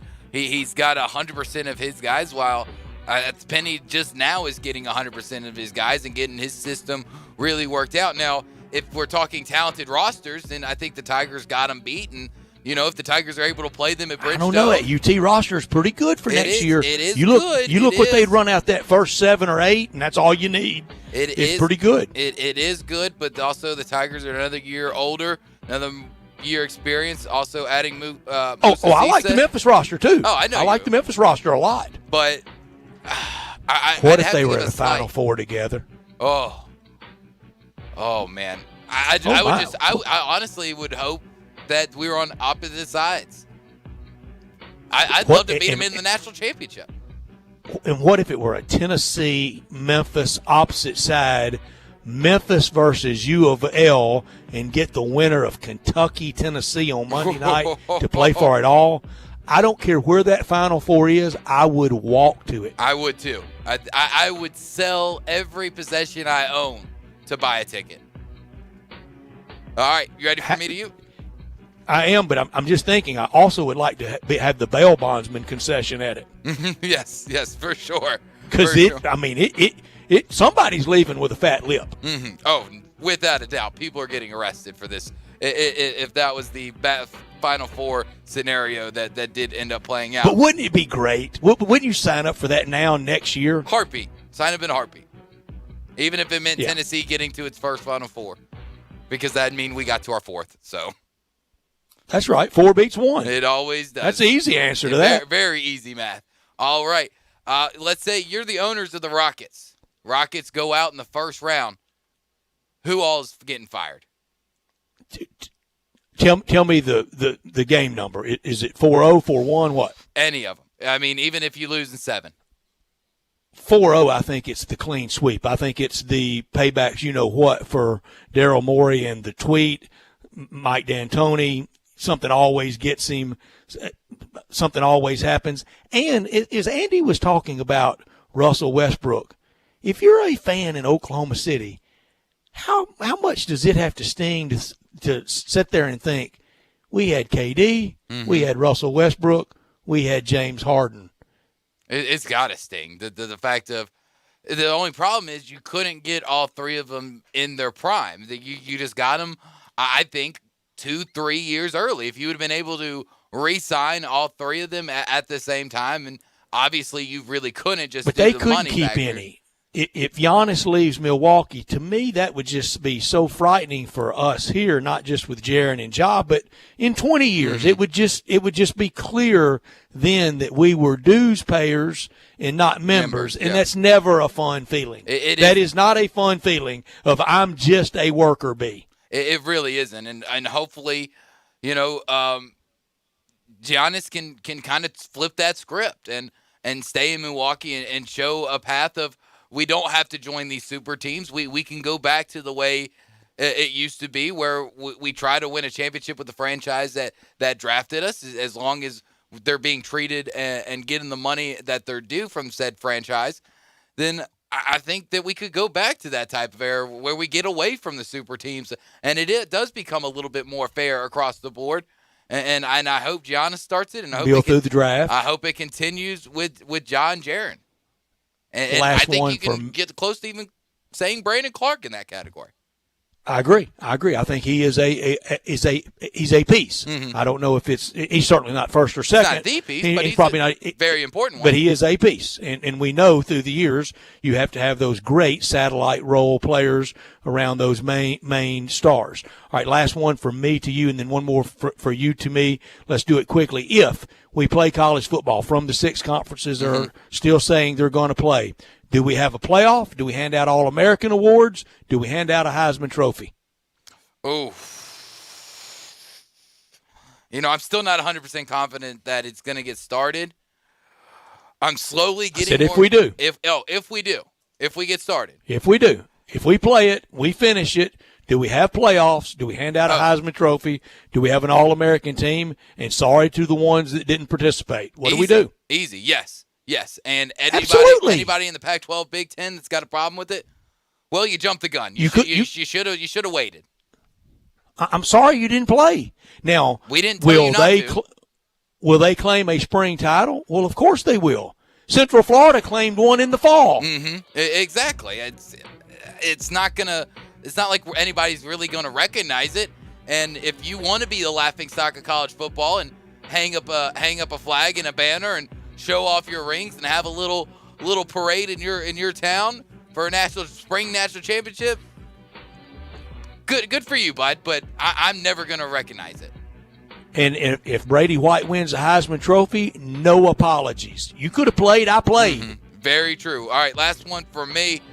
We obviously know Joe Burrows is going to start this year, but out of the other top 10 quarterbacks, who gets to start first? Justin Herbert for the Chargers or Tua Tagovailoa in Miami? No chance on Tua. I don't think they want him hit. And he said it yesterday that he don't know. And it was honest. It was a honest assessment. He said, I don't know that I'm really able to play football until I play football. And playing football means I get hit. And he said, I haven't been hit since I was in Starkville that day, and it was totally clean hit. It was just a very, very, very sad, horrible, horrible injury. I think it's Herbert because do you really want to go into the year and go and roll 16 weeks with Tyrod? I mean, if it's Buffalo Tyrod, I mean, he did end up getting them to the playoffs. I know. Buffalo Tyrod, come on. You're right. I basically just said loser. He wasn't that great at Virginia Tech. No. I mean, I always liked him as the backup in Baltimore, but once again, he was the backup in Baltimore. So, yeah, you know what? Throw Justin Herbert in there. Let's give it a shot. I think I would throw Justin Herbert in there, and they might have to very early. That wraps up High Hardman's for this Friday afternoon. When we come back, we wrap up the entire day. We take it to the weekend, and we do it doing Taco Bell Crunch Time. That's next. It's R&R on Sports. The word is out about R&R on Sports, where you've heard interviews from Ken Griffith Jr., Dr. J, Hank Aaron, and many, many more. R&R on Sports, Saturday mornings, 10 a.m., Sports 56, 87.7, and 96.1. Don't miss us. Save now on your 2021 swimming pool at Family Leisure. Buy now at 2020 pricing and save your spot for the first installation of 2021. Patio furniture 20 to 30% off. Play gyms in stock. Beat the heat with an indoor game table or slate pool table. Pool toys and floats up to 30% off. Family Leisure, Whit Road at I-40, where family and fun come together. Family and fun come together. Right now, savings count more than ever. So what if you could unlock extra savings on any project? With an extra 5% off all eligible purchases using the Lowe's Advantage card, you can. From an extra $6 off sanding that deck to saving another $75 on that new fridge. The extra savings make every project even better. Last year, cardholders saved over $300 million. Join them and start your next project with a Lowe's Advantage card. Subject to credit approval. Exclusions apply. See store or Lowe's.com for details. U.S. only. Have you been to a Burlington lately? They have unbelievable deals on amazing brands and styles at up to 60% off other retailers' prices. No coupons or sales, just fabulous values every single day. It's a treasure hunt with new bargains arriving all the time and savings that'll surprise you. At Burlington, you get more for less, whether it's back to school, work, or just back. Now more than ever, you'll love the deals. You'll love Burlington. Gateway Tire and Service Center has a beautiful new state-of-the-art location at 5275 Summer Avenue. And for July, the new location on Summer has a great special. Buy 3 tires and get the 4th at no charge. Visit the new Gateway Tire and Service Center with 28 bays for quick service, super safe with curbside service, or lounge seating 6 feet apart. Check out GatewayTireandService.com for coupons, too. The new Gateway Tire and Service Center, 5275 Summer Avenue. Call Matt for details, 901-683-8335. I Buy Houses, 901-406-1101. That's 901-406-1101. I Buy Houses. I Buy Houses will buy a house in any area, in any condition, and yes, it's guaranteed to close in 5 days. If you need to sell your home quickly, call 901-406-1101. If you've been through a divorce, if you lost your job, if you're tired of renters, I Buy Houses can get you your money quickly. I Buy Houses will buy your home in Shelby County, DeSoto County, Memphis, Bartlett, South Haven, Horn Lake, Olive Branch, anywhere and everywhere in between in any condition. And yes, they're open 24 hours a day, 7 days a week. I Buy Houses, 901-406-1101. That's 901-406-1101. Grab that pen, 901-406-1101. I Buy Houses. Welcome back to Sports Time on Sports 56 with Wallo and Stats. This hour of Sports Time is brought to you by DeSoto Auto Sales. Here once again are Dave Woloshin and Brad Norsworthy. Come on, Muhammad, did we hit fame?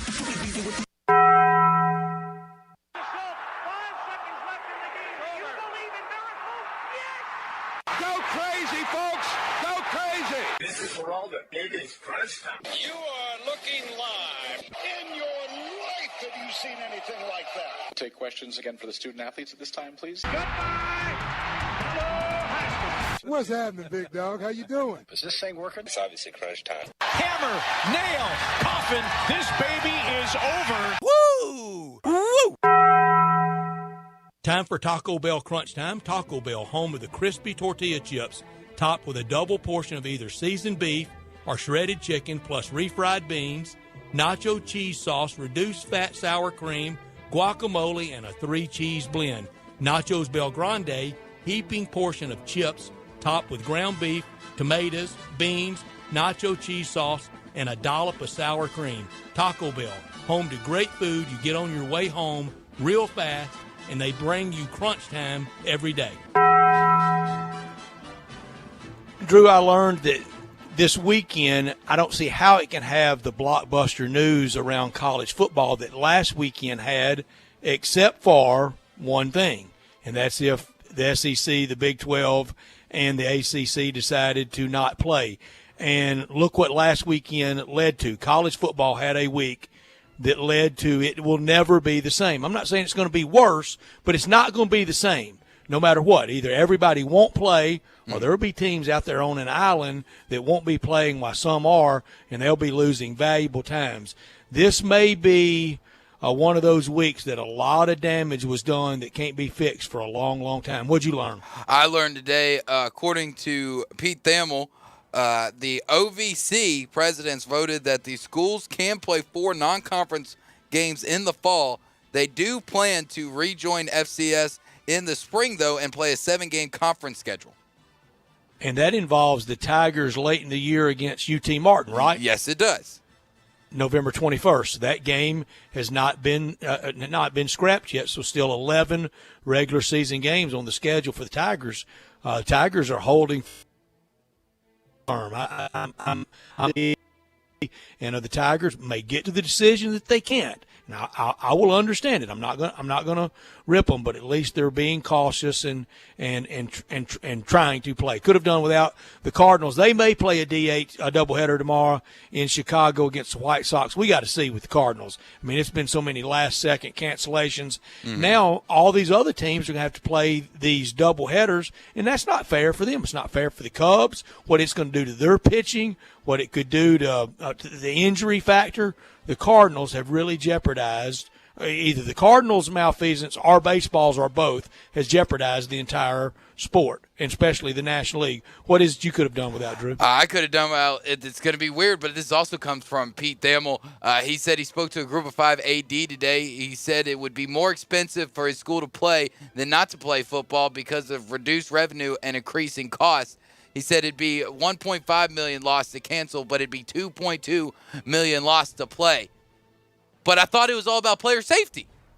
I thought it was. That's right. I thought it was about safety. I thought that's why we're moving it to the spring. It's to protect our players. No, it never was. It's all about the dollar bill. It's about the bottom line. And a lot of these schools can get away with not playing and not having to travel and not having to spend money on testing and save money. It's not about player safety. It never has been.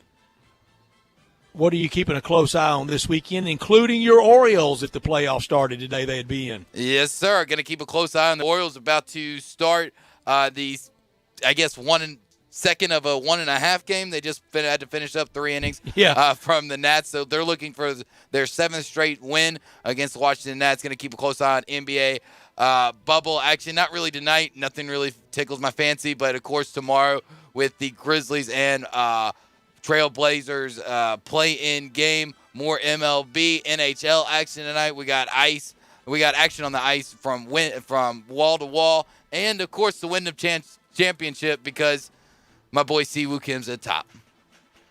And you're on top, too. That could almost seal it for you. And Siwoo Kim would be your double pay hit.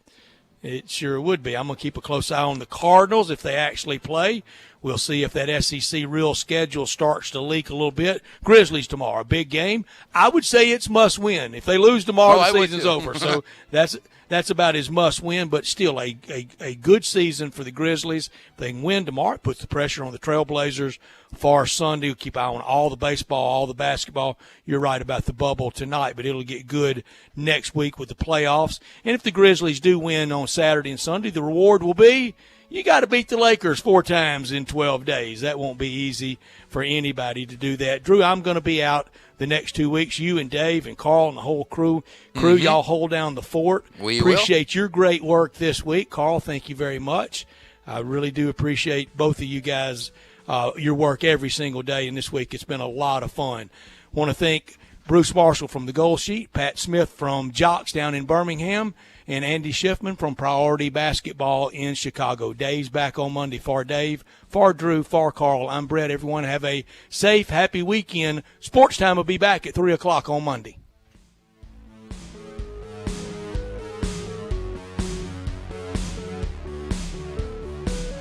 Football is back, and so is HBO's Hard Knocks. This season, for the first time ever, Hard Knocks will follow 2 teams, the Chargers and the Rams, as they make their way through training camp and prepare for the most unprecedented season in football history. Catch Hard Knocks Los Angeles, Tuesdays at 10 p.m. on HBO, and stream it on HBO Max. Be sure to listen to the official Hard Knocks podcast hosted by Peter Schrager every week. Available wherever you get your podcasts. Brian Elder's Roofing Solutions. Chris Price here for Brian Elder Roofing. The storms we've had over the past several months have been devastating to our communities. The rainy season is ahead. You may have not even noticed the dripping in your attic, water stains throughout your home, or even worse, mold and mildew. Please call Brian Elder Roofing and we will send out our project managers to assess any damage. We will not try to sell you a roof if all you need is a repair. We will measure your roof from outer space. 0% for 60 months, even no payments till 2022 are available with approved credit. If you've noticed missing shingles, water stains, leaks in your roof, call us before you call your insurance company at 867-0303. That's 867-0303, and we will provide a free, thorough inspection of your roof's condition. Call 867-0303. Brian Elder's Roofing Solutions. Hey, it's Amy Lawrence, and if your idea of a big, bold summer is hanging out around the backyard barbecue, I've got a snack that will fit right in. Southern Recipe Small Batch Pork Rinds. Yep, a bold-flavored snack that's more craveable than potato chips and the perfect low-carb alternative to breadcrumbs in your favorite recipe. You gotta try the Korean kimchi barbecue, spicy dill, pasilla chili cheese, and blackberry habanero pork rinds. This summer, start your own flavor adventure by downloading our coupon and finding new recipes at porkrinds.com. Visit your local Kroger today for your Southern Recipe Small Batch Pork Rinds. We are Sports 56 WHBQ Memphis, WIVG-FM Tunica Memphis, and WPG-FLP Memphis. Flynn Broadcasting Stations. I Buy Houses, 901-406-1101. That's 901-406-1101. I Buy Houses. I Buy Houses will buy a house in any area, in any condition, and yes, it's guaranteed to close in 5 days. If you need to sell your home quickly, call 901-406-1101. If you've been through a divorce, if you lost your job, if you're tired of renters, I Buy Houses can get you your money quickly. I Buy Houses will buy your home in Shelby County.